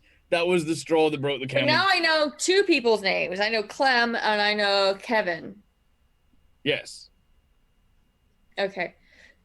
So lower me down. Okay, lower her down. I need the two of you to give me stealth checks, if you recall. These were the beginning catastrophes of last week's episode. I made it down. Everyone else screwed up because someone started singing. Someone started singing. There is no one to sing, however, at this present moment in time. Why are you doing it with disadvantage? You rolled 2 and you had 18. That's because right. because I'm a giant ironborn. You're a giant ironborn. I made it 21. So as before, there is silence. There is absolute silence from Floria as you are lowered down. Give me an acrobatics or athletics check as you climb down this rope. You do have plus 10 to your roll. I think that's an old rule. Oh, luck. I'm gonna use luck. Oh my god. Well, yeah, you need to use a duck on a natural one. Otherwise, it is a fail. Oh, 18. yep, you skip down that. As you are skipping down, you see that there is rock sliding as Flint is standing on the edge. He's just too heavy for the precipice. And once again, this head appears over the precipice of the tower. And these two gnomes look down at... Well, look across at you, Flint. Hey, what are you doing? Oh, yellow. Hey, is that Clem? Yeah? Hey, Clem, I was told you'd be here. Who are you? I've never paid for you before. No, but I told you might enjoy my company. But I'm actually here on behest from McCready. McCready's busy right now. I know. I'm supposed to be helping him. If you don't mind, would you show me the way? He said either Clem or maybe Kevin might help me out. You are too much for these poor gods. They, I don't know if I'm doing the accent right or what, but I'm trying so damn hard. Oh, I was gonna say you nailed it. That was awesome. I loved it. the one that you still don't know his name, I was like, how come you climbing down the mesa? Because I didn't know how else to get here. They kind of forgot to tell me. You didn't follow the road from town? Kind of got a bit lost. Give me your best climb, Michael. So acrobatics or athletics, and please don't fail because otherwise you know exactly what's going to happen. I don't wanna. Can Bardic Inspiration him? All I right, have like hold on. two Hang on. more. I can do this. Just give me a minute. I just need to. Okay, this is player freaking out. Okay, give me a second. I can do this. I can do this. I believe in you. You are just a dice, and you will obey me. It's not a dice, it's a computer. Computer program. You're a dice? No, he's not. All right. Well, with the 13, you managed to scrabble down. You're about to grab the rock that you grabbed previously, or that you will grab in the next 2 or 3 hours. And remember that that's the one that popped right out and took you all the way down. What are you doing? Oh, I'm gonna take that one out. I'm gonna just yank it. Yank that. As you pull it out, give me a Constitution saving throw, please. Oh, dang it. When it rains, guy. Okay, here we go. 16. You do not let go of the cliffside as you suffer this incredible amount of pain as your crumpled face uncrumples. It pops back and the rift seals itself shut, but it feels like someone has basically just ripped that piece off and just slapped a new piece on, and it kind of feels very weird and definitely unusual. You take 22 points of damage as you are temporarily dislocated and then relocated with this effect. Are you so conscious? I'm still conscious. You, however, are now repaired back as if you had never fallen down the cliff, which you will be climbing down in the near future. Do you gain health? No. This is probably one of the reasons why the shifters said do not engage with yourself or change the past. I will vouch for that wholeheartedly. I'll say, well, it seems like you can change things, but ow! Clem watches just... as your Ironborn is standing there, massaging a hazmat helmet. How come your boy's wearing a helmet? I said, how come your boy's wearing a helmet? Because I got bored and thought it was funny. There's a moment. And I come over and like make his little hat dance on top of it by tugging the sides of it. It's like Give me a performance check. Flynn just looks dead-eyed at her and goes, "Stop that."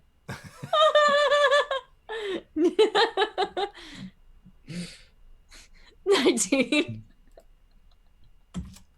There is this sort of laughter coming from Clem, and the other one was like, "Oh, we don't have time for this. Go around to the front. If you're here from McCready, go around to the front." I said, Clem, you want to come down and join me? He looks as if he's about to nod, and the guy he's with sort of bashes him. "You're on duty, damn it. Besides, I'm going to win some money off of you. Sit down and play the damn card." Which way's the front, hon? A hand comes up above the railing and just points in the general direction of where you need to go. All right, so we're going to head that way. Sure. The two of you are going to make your way around the front. Again, you come across the other two that are standing there watching you with intent. What are you saying to them? Well, as we come around the corner, I'm taking off that damn hazmat suit and throwing it on the floor. Fresh air. Breathes in all the sulfur. Right. Actually, breathing it in, I imagine the damage that I've taken so far, the temporal and the ones while I was exposed in the sludge, are still present in my body. Yes. So while I think that I'm going to be like, oh, I'm so healthy. Oh, internal systems not doing great. Everything hurts. Absolutely. Everything hurts as you guys are making your way forward. The one named Kevin steps forward. "Halt." Oh, hey, are you Kevin? "How do you know who my name is?" McCready told me you'd be standing post. I'm here to help him. "You know McCready?" I was summoned by him. He looks back at his companion. "Did McCready tell you they had summoned anyone?" The one behind. "No, he doesn't tell me no, but no, I don't know." I don't know, I was told to talk to you and told to talk to Clem and told that you guys were to help assist me getting to where he is to help him. "Well, fine, go on through. You know the way?" No, I was told you would assist me. "Clearly, you take her through there, right?" The one that you previously did not know the name of is named Clearly, and Clearly says, "All right, come with me, I'll show you anyway." They lead you through this rubble of this tower. Are you just following behind, Flint? Yeah. Okay. As I pass by Kevin, I'm going to give him a wink. Kevin just kind of looks at you blankly, not entirely sure what's going on there. Inside the compound is that very strange tree that's been growing. Both of you can give me a nature check, if you please. Nature check. I don't mind failing you. 12. 15. Feloria, you notice at first, this is definitely not a tree that should be growing here in the desert. It's not spiked, spiny, or mutated in any shape or form. Flint, you realize you've also never seen this kind of tree anywhere else. It has these rather ornate, very delicate leaves, and you realize it's standing in a pool of this very beautiful clear liquid, which has a shimmer of magic over the surface of it, as if it's sort of keeping that entire area pure. This tree is definitely not something that belongs here. Is it holy water? You'd have to get closer to actually investigate it, and if you're following behind, clearly he's just going straight for a set of double doors that you can see in front of you. I'm going to want that later.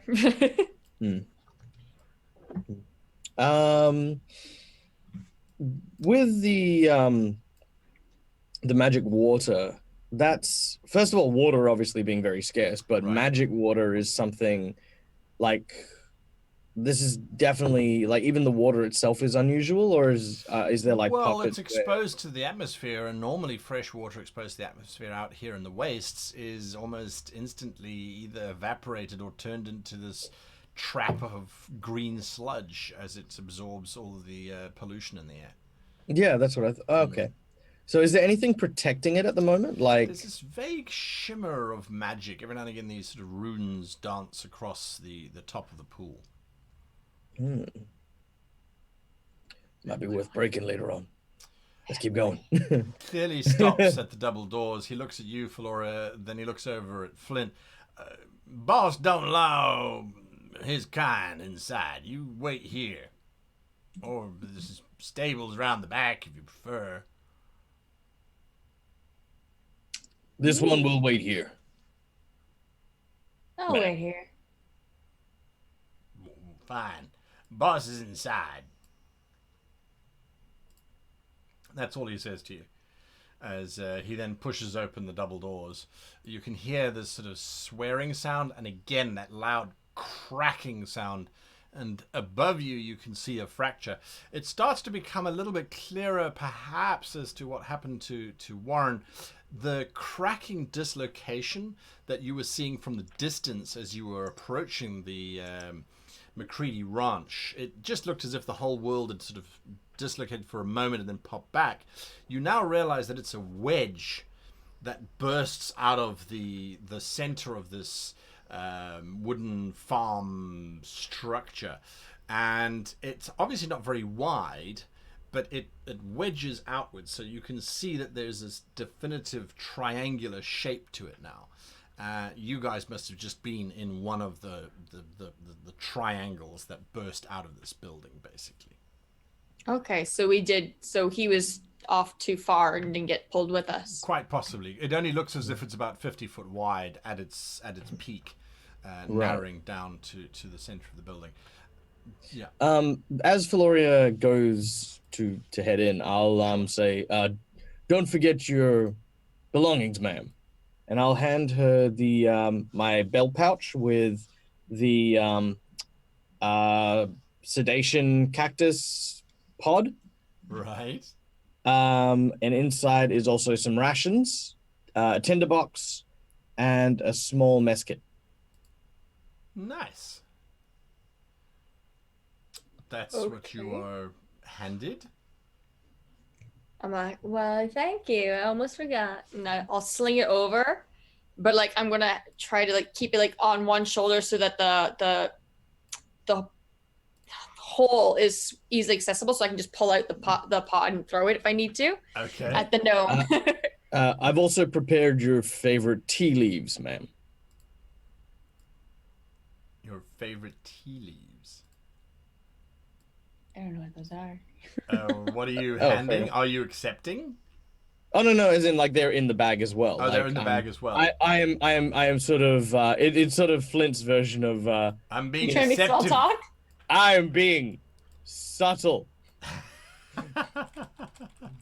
I'm like, oh, you do know what I love. Okay, well, that's the thing. That's what's going on as you step in. All right. Okay, you step in. It's a fairly large chamber that greets you. I'm going to open it up now for you. And large tables being set out for either a group of individuals or a meeting of some kind. You're not entirely sure. But yes, this large space has been set open. On the table itself, there are a pile of bones. There's various, looks like big tankards or glass jars of liquid or fluid of some description. Again, not very clear as to exactly what it contains. The whole room is shining, however, and it seems to be shining in these very weird lines. So it's almost as if someone's taken spider web and fractured the room. So when you're standing there, the room looks okay. But if you tilt your head slightly, suddenly you see this edge to reality, and then another edge to reality.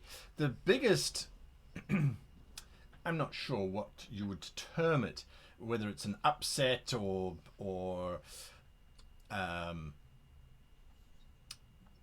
Ooh, can we call it the Discord? the Discord. Discord is a pretty good description, actually. The biggest Discord is that, and again, I can't do this because of my lack of knowledge, but the biggest Discord is that there are about 4 copies of this very handsome looking young man. He's definitely not a gnome, or at least if he is, he's got to be the most well-proportioned gnome you've ever come across. But there are multiple versions of him walking around the room, holding in his hand what looks to be this very, very specific golden construct. It almost looks like a lantern, but it has 8 sides to it. Each side is a different crystal. And he seems to be trying to get different combinations of crystal facets in place. And as he does so, he lines it up, and then he seems to charge it, and it builds up a charge. And as you step in, the one lantern from number 2 suddenly discharges, and that whole space just cracks in half and then dissolves almost into oblivion, returning back to normalcy. He looks up as you walk in. Who are you, and why are you here? What are you... What, is that clearly outside? Clearly, who is this? He clearly goes, visitor, and then just closes the double doors behind you. What are you saying, Floria? Is Flint following me? He's outside. The door's Oh, he's now outside. shut. Yeah. I am going to, however, stand next to the door, if that makes sense. So Sure, just like, absolutely. Yeah. just like there. Clearly looks up at you. He's like, oh, that's the boss's anger voice. I'm not going to be here. I'm going. I will tell him you weren't here. Right. And then he rushes off. Floria? I'd say, I saw this place from a distance, and I must say I'm quite impressed. I'll be like, get close to one of the lines and trace it with my finger, but like don't touch it, but I would trace it right by it. Okay. He And watches just like you very closely. You're not from around here. neither are you.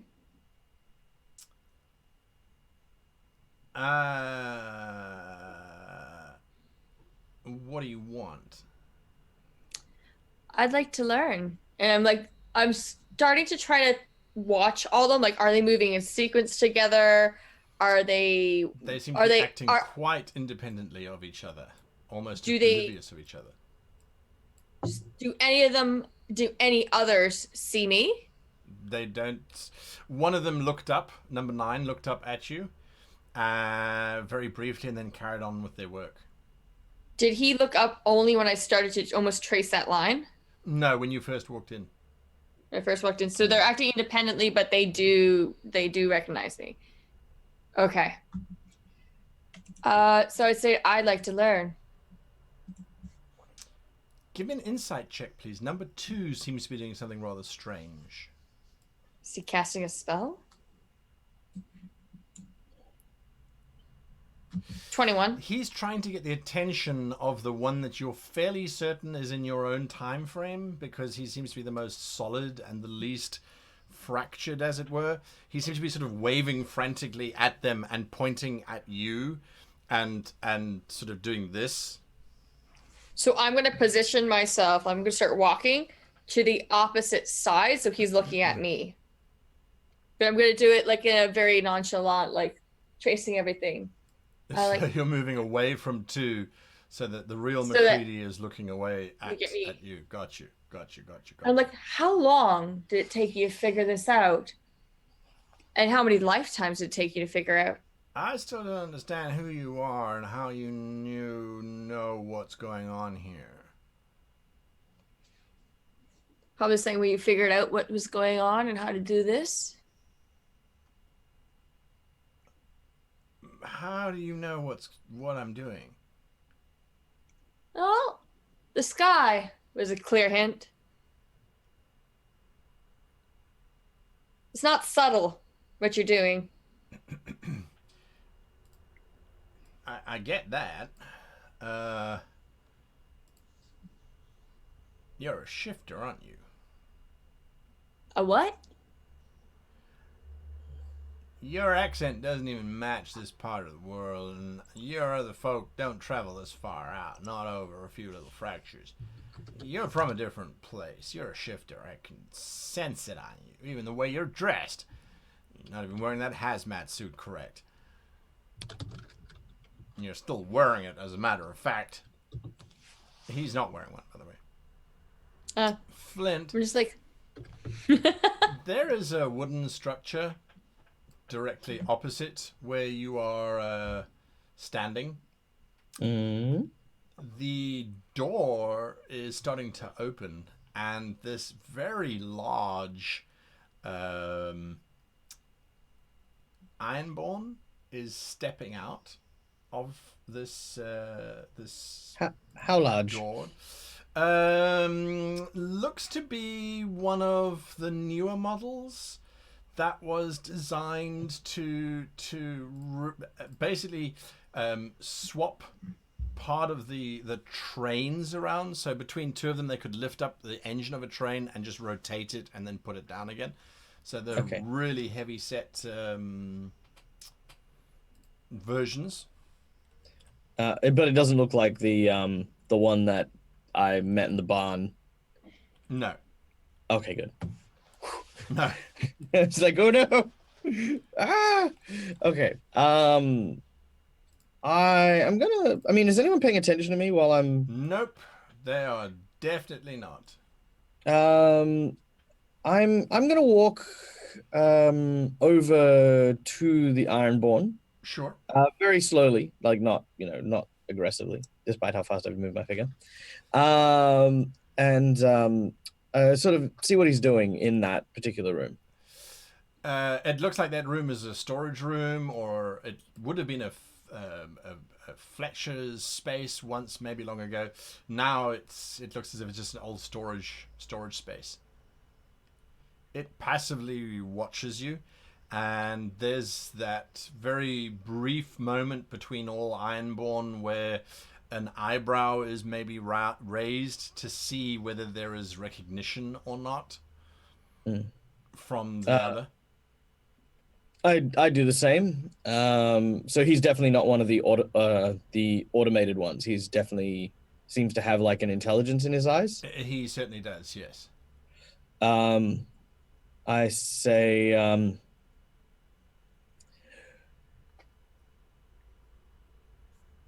that McCready fella, you work for him long? It looks down at you because it stands let me another 7 foot above you. This massive Hulk looks down at you. Been serving all my days. Don't suppose you'd fancy those days coming to a rather short and abrupt end? Getting yourself to somewhere where they accept folk like us. He rotates ever so slightly and lifts this arm, which is almost the size of your chest in width, and points to the back of his neck. And you can see there is this glowing blue crystal encased in silver that has been jammed into the joints. It's a rather cruel form of controlling device, a controlling rod that would prevent him from doing anything other than the commands of his official owner. What's your instruction so far? I follow the orders of the master. What was your last order? Guard. All right. You leave that with me, and you remember that your master has ordered you to guard. And I'll sort of meander over to this area, back to where I came. It's like, Uh, okay, big boy, you stay there. I'm just gonna stand over there. Yeah. You are meandering back inside the room, Floria. All right. So last he said like he called me a shifter, right? Yeah. So like, okay, fine. I was excommunicated. I'm tired of those shits. Give me a deception check.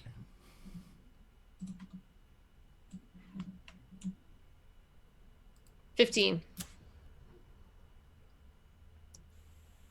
And so you came here. Well, I got excommunicated because I tried to get information that I thought I could gain over a lifetime, and well, that's a waste to only have one lifetime, and I figured I could talk to myself, and they didn't like that. And then I heard that someone else was messing with machinery that might be able to help me. They don't like a lot of things. That's one of the reasons why I'm here.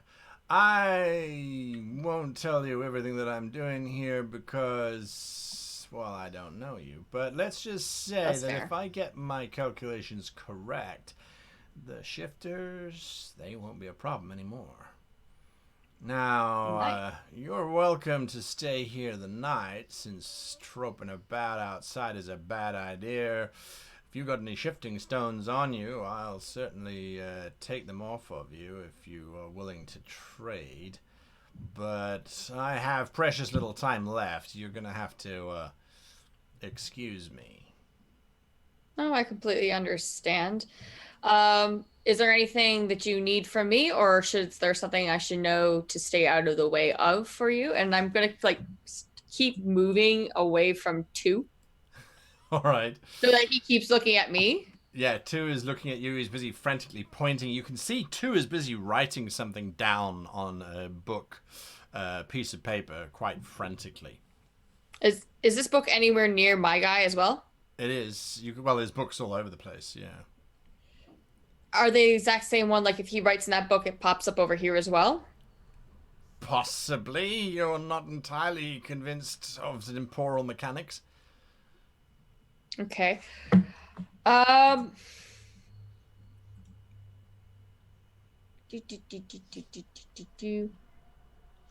going to cast Suggestion at a 3rd level spell. I think, is it 2 words I get or 3? Limited sentence or 2. I'm going to use Suggestion and say, let me help you. At a 3rd level spell. At a 3rd level spell. Okay. Interesting. Interesting. So, wisdom saving throw. Alright, okay. As you start casting that spell, because it is verbal and material, but verbal in particular, you start to cast it. He immediately raises up his hand and throws a counterspell directly at you. Countering. Oh, fuck, I don't like you very much. Clearly, he shouts. We're I'm like, damn it, I throw the cactus at his face. Oh my god. Cacti attack. The cactus was for ingesting for the tea. It was for Gloria, the not tea. the throw. It wasn't a grenade. Yeah, so he shouts out this call, and Flint, you hear it quite clearly out here in the courtyard. This cry of help. Clearly responds almost instantaneously. He sort of looks around. He shouts, "Master's in trouble," causing Kevin to want to look in to what's going on, and Clem and his companion, they start to look down as well from where they are, and we're just going to go into initiative here. So I'm going to reroll initiative. This is not a good time for Flint. Floria, what are you doing? You're acting first according to initiative. All right, I'm going to try to slam this cactus into his face and hope he takes a dirt nap. Make an attack. It's not how it works, but sure. Give me a ranged attack as you It's throw. a squishy thing, right? I mean, if you shoved it down his throat. You throwing it at him. Give me a ranged attack using dexterity and proficiency mod. I fear I was too subtle. 15. 15. I have no idea what you're talking about. hits. Tea leaves. It's like, yeah, sure, they're in there too. Yeah, okay. It's like, yeah, whatever. You throw this thing at him. It splashes over him. The magic runes flare up. These deep turquoise color magic flares up as this cactus stuff slams against him. He's clearly got mage armor. Protecting him as best as possible. However, yeah, he does take some cacti damage. There's a very small chance, like a 1 in 20, that he swallows some of this stuff. No, it just splashes against him. It's going to give him disadvantage on his next concentration check there, because there are parts of it that are still spiky, and no one expects a cactus in the face. So that's what's happening there. I'm trying to think of how many counter spells will this guy have. Well, that's an interesting question. It's McCready's action. He, okay, so he's done one of those. He is going to take an action now, which is he's just going to do that. He places his hands together and starts to blow very gently initially into his hands. He blows, and this blue sphere of swirling snow starts to appear, and then he just points directly at you, and this cone of extreme cold blasts out directly at you and your person. I need you to please give me a Constitution saving throw, as you are completely covered in this ice and yeah, it's not. Does anything happen to 6? 6 is temporarily not there, so it kind of passes through 6's space. Okay, and it's a con save? It is a Constitution save, yeah. Where are my saving throws? Con. God! 20. Dirty 20. Dirty 20. Okay, so you pass your Constitution saving throw. So creature takes that much cold damage on a failed save and half as much on a succeeded save. So you take half. 1, 2, 3, 4. So you take 17 points of damage. Oh God. Putting you on 34, I believe. Yeah. No, I'm not looking so hot. You're not looking so good. Outside, Ouch. Flint, you watch in horror as the big brute starts to turn and starts lumbering forward with intent. Doesn't seem like he's coming after you. It looks like he's going straight for those double doors. So now that I've am I out of line of sight because of the tree? Yeah. Okay. What I'm going to do is I'm going to throw back my jacket so that it's open properly. Right. And expose the melt stick wounds from the weapons that the gnomes have. Right. I'm going to have my gun to the side and sort of knock it slightly away from me. Okay. And I'm going to yell out incredibly loudly, "You gnomes are treacherous! We'll never let you hurt McCready!" That's what you're shouting out. Yep. Yes, I am. Loud enough for hopefully that really big Warforged to hear. Right. Yeah. He hears, but he has a 0 intelligence check. So he doesn't even know what you are saying. He's in programming mode. He's just lumbering forward. He goes around the tree, gets to you. He gets to the doors, and he's about to rip the doors open. Clearly, who was rushing forward, because it's clearly his turn. Clearly, who was rushing forward, he hears what you're saying and looks at you slightly confused. What do you mean, treacherous gnomes? Huh? I'm sort of playing the damsel in distress at the moment because I've got 6 hit points. Yeah.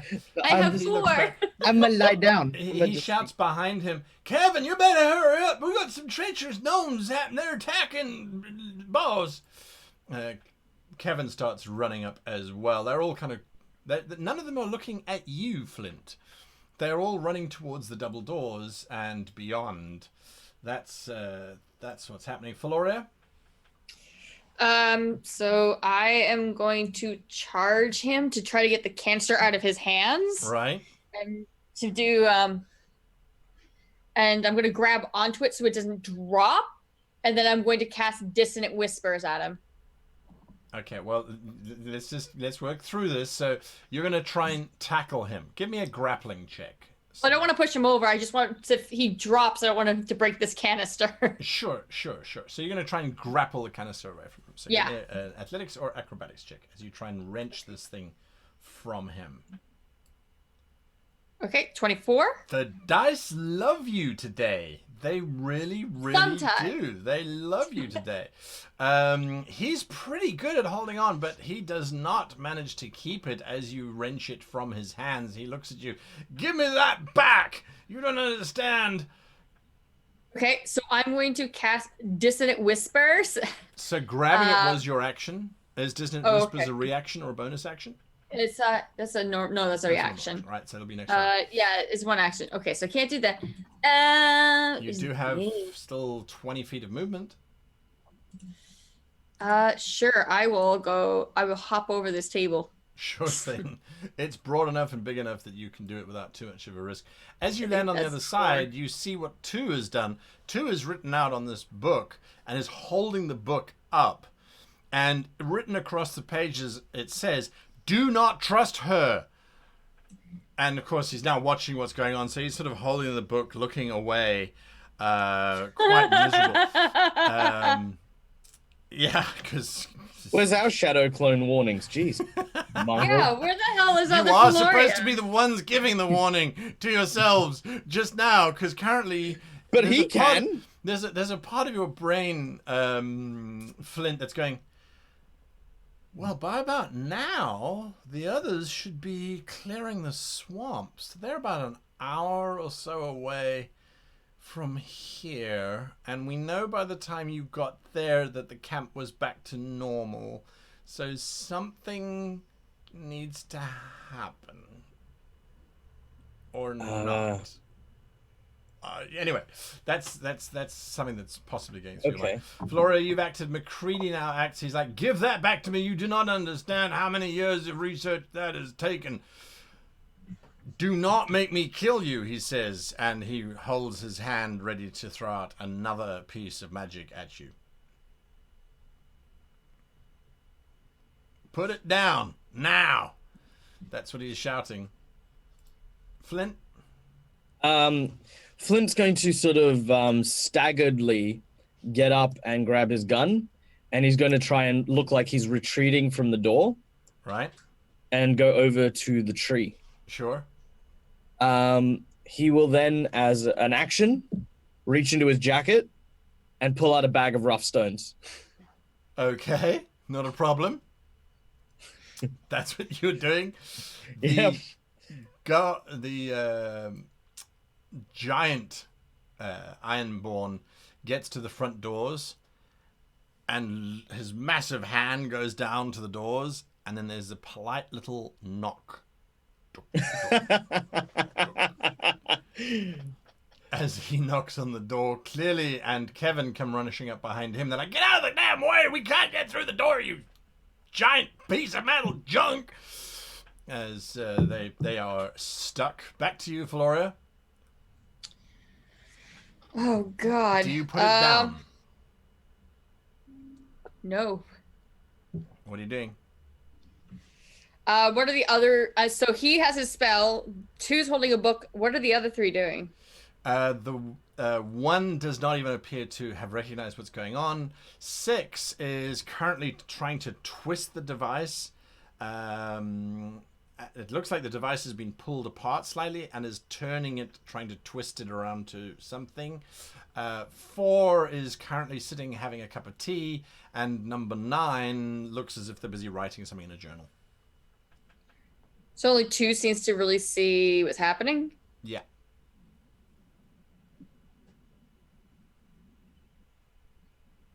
So, So if they're different iterations, that they might be in a sequence then. So that the one that's throwing a spell might be sequenced to 2, which might be sequenced to someone else, which might be sequenced to something else, like 4. Maybe. I don't know. I'm gonna look at the guy and say, tell your golems to stand down. Because you don't want this. Don't make me destroy it. Put it down. Tell your golems stand down. Stand down. Mexican stand off! Yeah, but I feel like he's not on 4 hit points. Now put it down. Tell your golems stand down. He did. He shouted, stand down. The knock from outside. No, you hang up. No, you hang up. From outside. Is everything all right, boss? Yes, it's fine. Leave us alone. Now put it down. Tell him to leave. I just did. Leave us alone. Can I hear him lumbering away? Not yet. Because we're still on your turn. Oh, okay. So I'm gonna be like, look, I can't let you destroy everything. You're acting on misguided information. Put it down.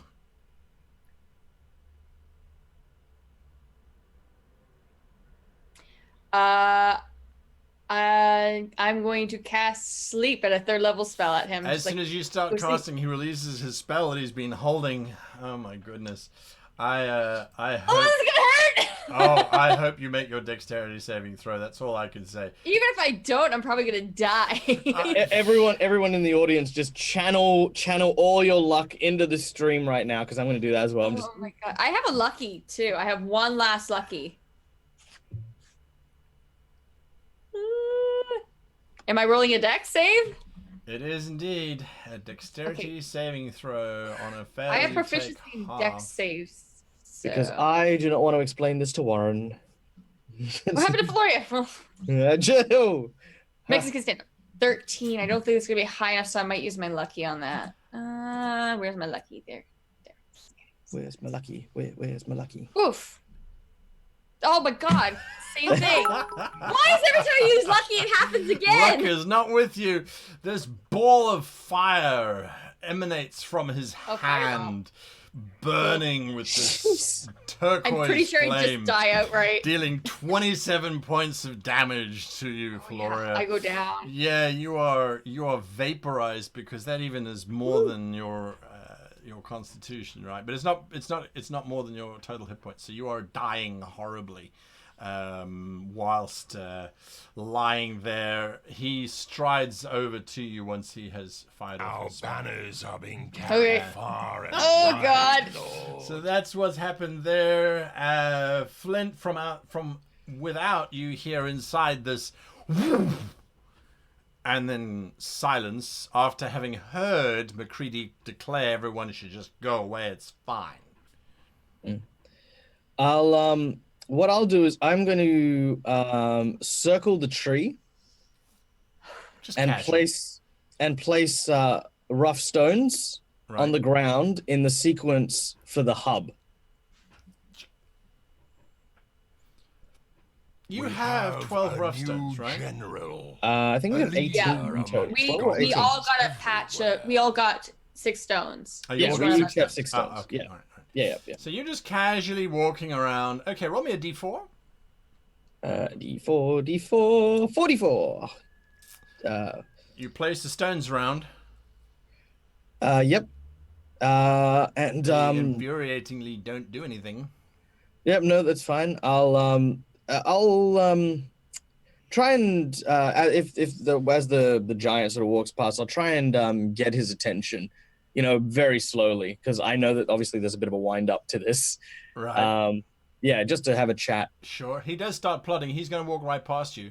He's been I'll told to say- stand down. Actually, I heard he was told to leave Mr. McCready alone. Yeah. So he's If going I'm back not- to his if- usual spot.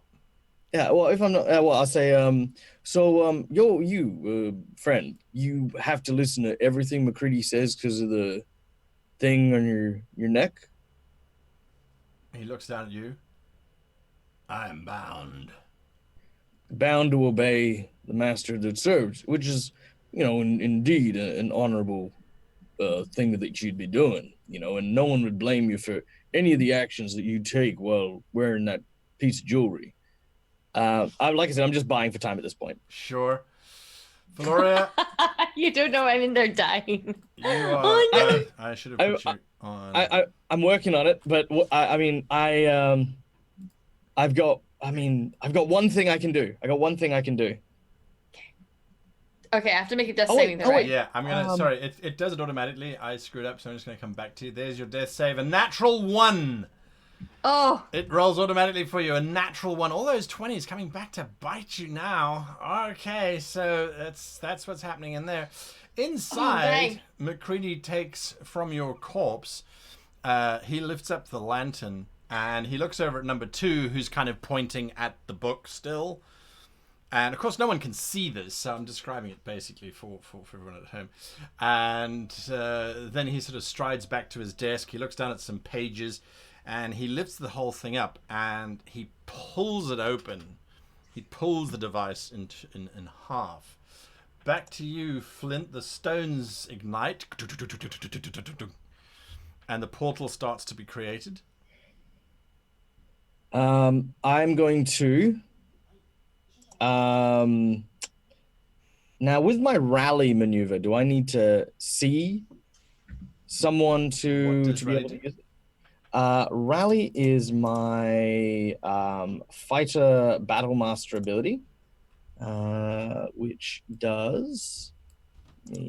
I've got thing which is attached to a thing which is attached to another thing. So hang on one sec. Okay, here we go. Rally, on your turn, you can use a bonus action and expend 1 superiority die to boost the resolve of one of your companions. When you do so, choose a friendly creature who can see or hear you. That creature gains temporary hit points equal to the superiority dice you roll plus charisma. So if I'm gonna I'm gonna give this guy a very long, poignant speech about how you can't give up, how you can't ever surrender, and I'm gonna use rally to give Valoria temporary hit points. She can't see or hear you though. Oh, can't she hear me? If I were to, I'm unconscious. And you can't see her either. Oh, Yeah, she's unconscious. That's the only problem. But can't she hear when she's unconscious? No, she can't. She can't. Damn it! She can't. It's a lie doctors tell you. I've got 6 hit points. I don't want to die. I don't want to die. Okay. Oh no. He'll say wait here just 2 seconds. I've got something to say to you. I'll sort of hop over here. I'll open the door, and I'll look around. Okay. Well, there's this half elf who's got this golden device with 8 sides pulled apart and seems to be twisting it. So yes, you placed the stones. You spoke to him. You ran over. You still have an action left. All right. So bonus action. I'm going to use the thing to sort of heal Valoria. To heal Valoria, how are you? Sorry, with the temporary hit points. Sorry, to give her the temporary hit points. Is that gonna get her back up? Hear you. She's still unconscious. Well, no, but I can see her. I can't. I thought it was that I have to see or hear you because you're rallying me. Yeah. Sorry. What are you doing? What are you All right, doing? all or nothing. I'm gonna shoot the core of that thing that he's got in his hand. Make your attack roll. I'm trying. I'm gonna die. That's gonna We're happen. all gonna die. Freddy's gonna come back and be like, what happened? Yeah. All new companions. All right, here we go.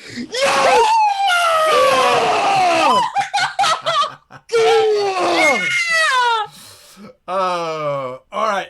So you fire at this device. As you're firing at the device, McCready looks up at you. What have you done? He says. The device explodes. And there's this fracture which just opens up from the device. And everything just seems to pause for a moment. And then you get this sucking sensation, Flint.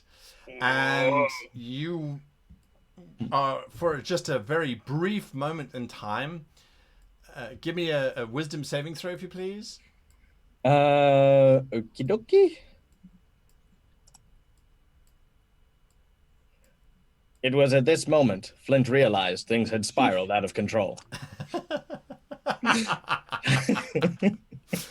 You fail your wisdom saving throw. Yep. And so as you open your eyes, you realize you are halfway down the cliff and everything is dislocated. So you let go. You fall down the cliff and land in the rocks and your faceplate splits in half. With Floria standing next to you and the two Clem and his companion looking down to see what caused this noise. But everything else seems to be back to the time that it was just before you jumped. However, you do remember everything that happened beforehand, though. Can I remember everything that happened beforehand? No, because you were technically dead when you jumped, so, or at least you're not alive anymore. So only Flint has the memories of what has transpired in the last day or so. And is Warren with us? You're not sure. He's on the other side of the building, so perhaps he is, perhaps he isn't. You don't know. But Flint, you get the distinct impression that you are back to where you should be and are no longer split into multiple time spaces. Think. And your face is once again cracked. Give me a Constitution saving throw. Oh, God damn it. Come on. You just die outright. Yeah, I know. Come on, baby. Come on. Papa needs another nat 20. That's not a nat 20. Once again, it feels as if you are starting to be exposed to the atmosphere, as has happened once already. And we're going to end off today's episode there because I can't orchestrate this shit. It's the dice. So I'm going to leave on that point. We have, and we've pretty much got to our time frame as well, a little bit early. So we'll chat with Michael with with Michael. We'll chat with Flint. We'll chat with Michael and Kai and get your reactions to see how this played out. I do look forward to that. If you are listening to the podcast, I don't think anyone does actually listen to the podcast, but if you are, thanks for listening, and we'll catch you again next week when everyone returns.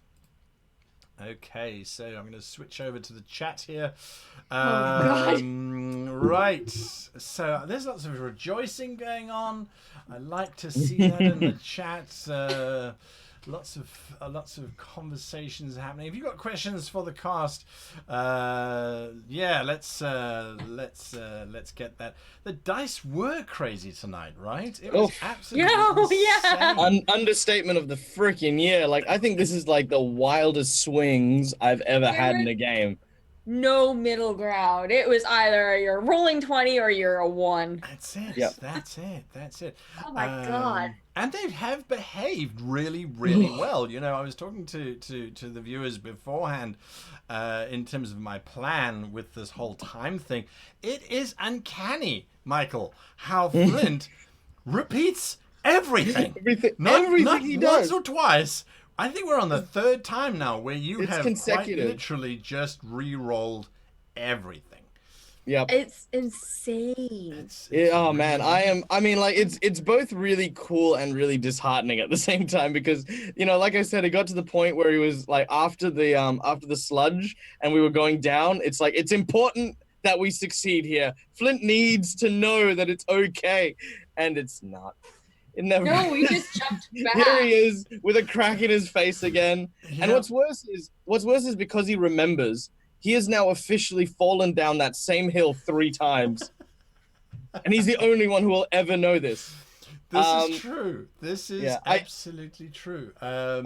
Somebody in YouTube, Vlaklav Nelhibel, says RN Jesus heard our prayers, and no, absolutely, I totally agree. There's so many times where there's no explanation. It's just divine intervention has seen our dice roll some amazing and some appalling rolls today. That's it. Oh God. That's it. Everything is new again. Absolutely. And yes, there was a question about the Ironborn. Yes, the Ironborn are quite literally the Warforged. That's from Panache. The yeah, it's just we're calling them Ironborn rather than we did. The Warforged, yeah. Yeah, because I mean, when Guy first asked me about the game, I do what I do in every single case. I sort of go, how can I make this really wild and different, and what can I play that will make Guy pull out his hair? So I looked at the Warforge, and I thought to myself, like, you know, everyone's seen kind of the Eberron Warforge, you know, the kind of do we have a soul, don't we have a soul, and that sort of thing. But I kind of wanted to take the angle of more about like the sort of railroad slavery stuff that sort of happened during the frontier Western kind of, you know, sort of, history. And so we went with the Ironborn because it kind of matched the whole iron rail thing. And it was less about them having a soul because they believe they don't have a soul. They don't believe that they go anywhere when they die. They just stop working. But what was more important for them was the freedom to be able to make choices, which is why Flint, in this particular case, being aware of fate and this big hand that seems to be moving everything, this is why he's kind of in a bit of a state now. Like he hasn't really shown emotion up until this point because, he's always felt that he's had a choice in things. But the more he is exploring this world of the broken worlds and the fractures, the more he's feeling like the choice is an illusion. Like there is a clock that just ticks down and you are careening towards it with nothing you can do to stop it. And that's like, he's kind of going through some stuff with that. Yes. Very, very, very interesting. There's not much to say, really. It's like, well, the dice have determined.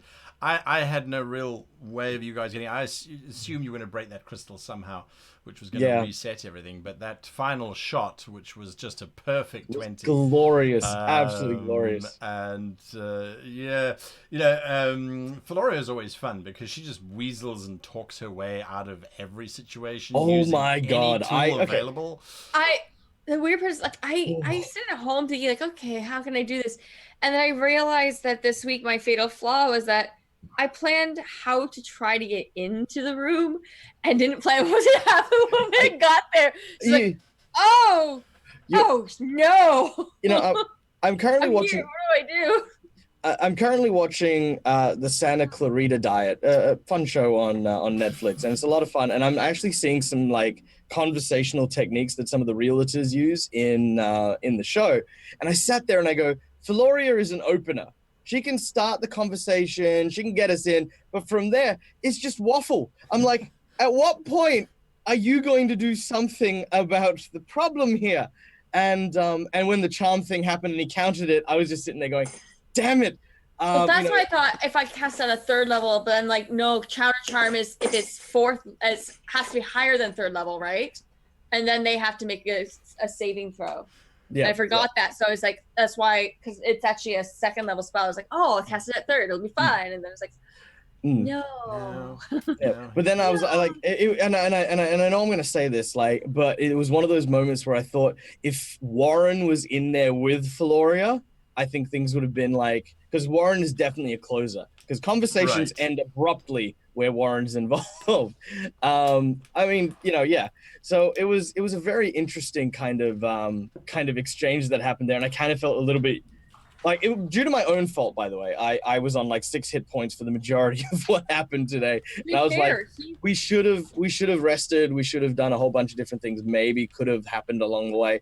But to be fair, Warren does all of our healing, and we knew we would be here within an hour.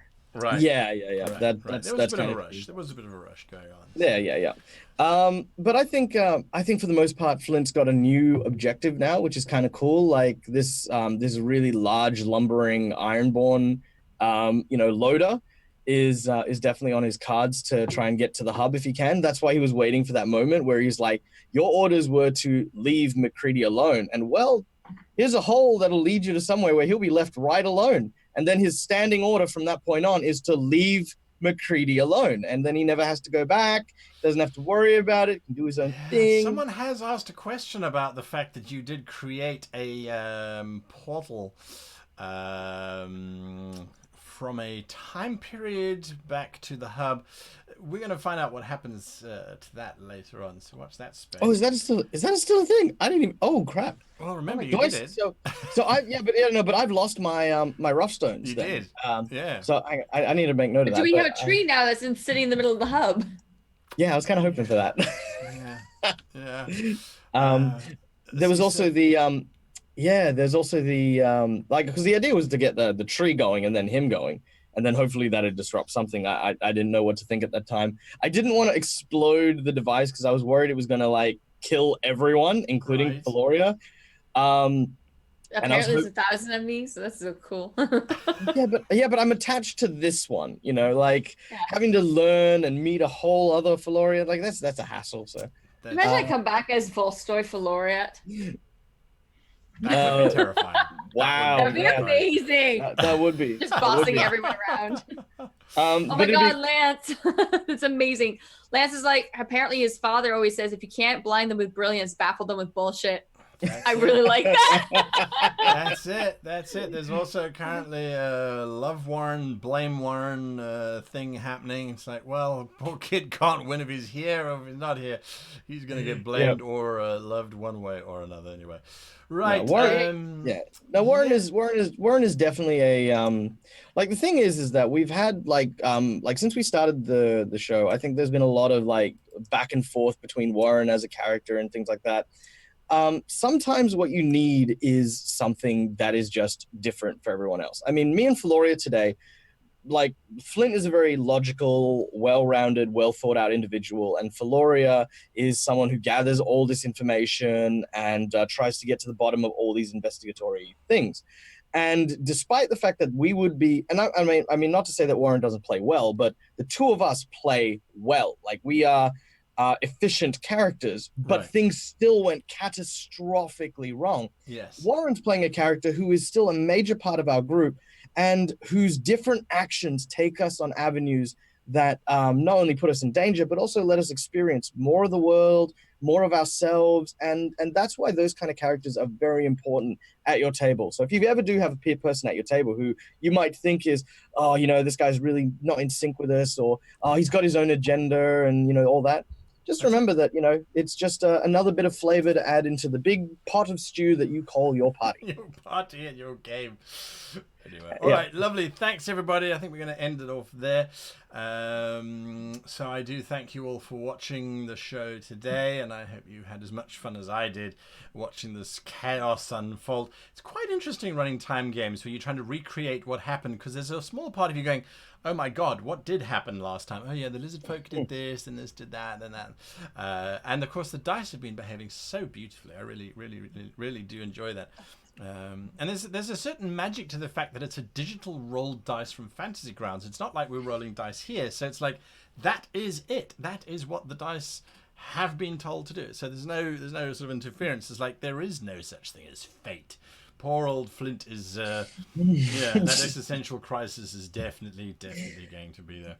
Anyway, so to all of you, thank you for watching. Michael, Kai, you've been great today. Thank you for playing along one player short. And I look forward to next week where we are a full team. And then the week after, Michael, you're not with us, but that's okay. We'll get there. We'll cover those bridges when we get there. Am I? The 7th of May, you're not around, right? 7th of May? Maybe. I hope it was you sending that message. And I hope it was you who sent me that message last time, not, oh my god. I might have. The keeper of Michael's schedule knows all. I see. It'd be the 6th and 7th, because it would be the 6th for me, 7th for you guys. Us, yeah. We're in the future, on this side of the planet. So. What are the lottery numbers tomorrow? Yeah. Oh yes, no, that's right. I'm losing power that day. That's right. Your whole suburb is down. Oh, Anyway, right. until next time, from all of us, thanks for watching, and we'll see you again maybe on Bye. Friday for GM sessions, or next week for more of the Broken World continues. Broken World. What? Broken World Chronicles as it continues next week. Sorry. I know we've signed off, but I got one more thing I can ask in game, off to the side. Do I have any time to like write down like literally everything that Flint remembers, just in case I do can't be there for the 7th, and they're still here, and they don't have my memories? Sure, if you can find time in the game to do that, absolutely. Between lying on your back, cracked face, and dying, yeah, we'll see. No, same as Clem and Kevin and. There you go. All right. Until next week. Goodbye. Bye-bye. Bye.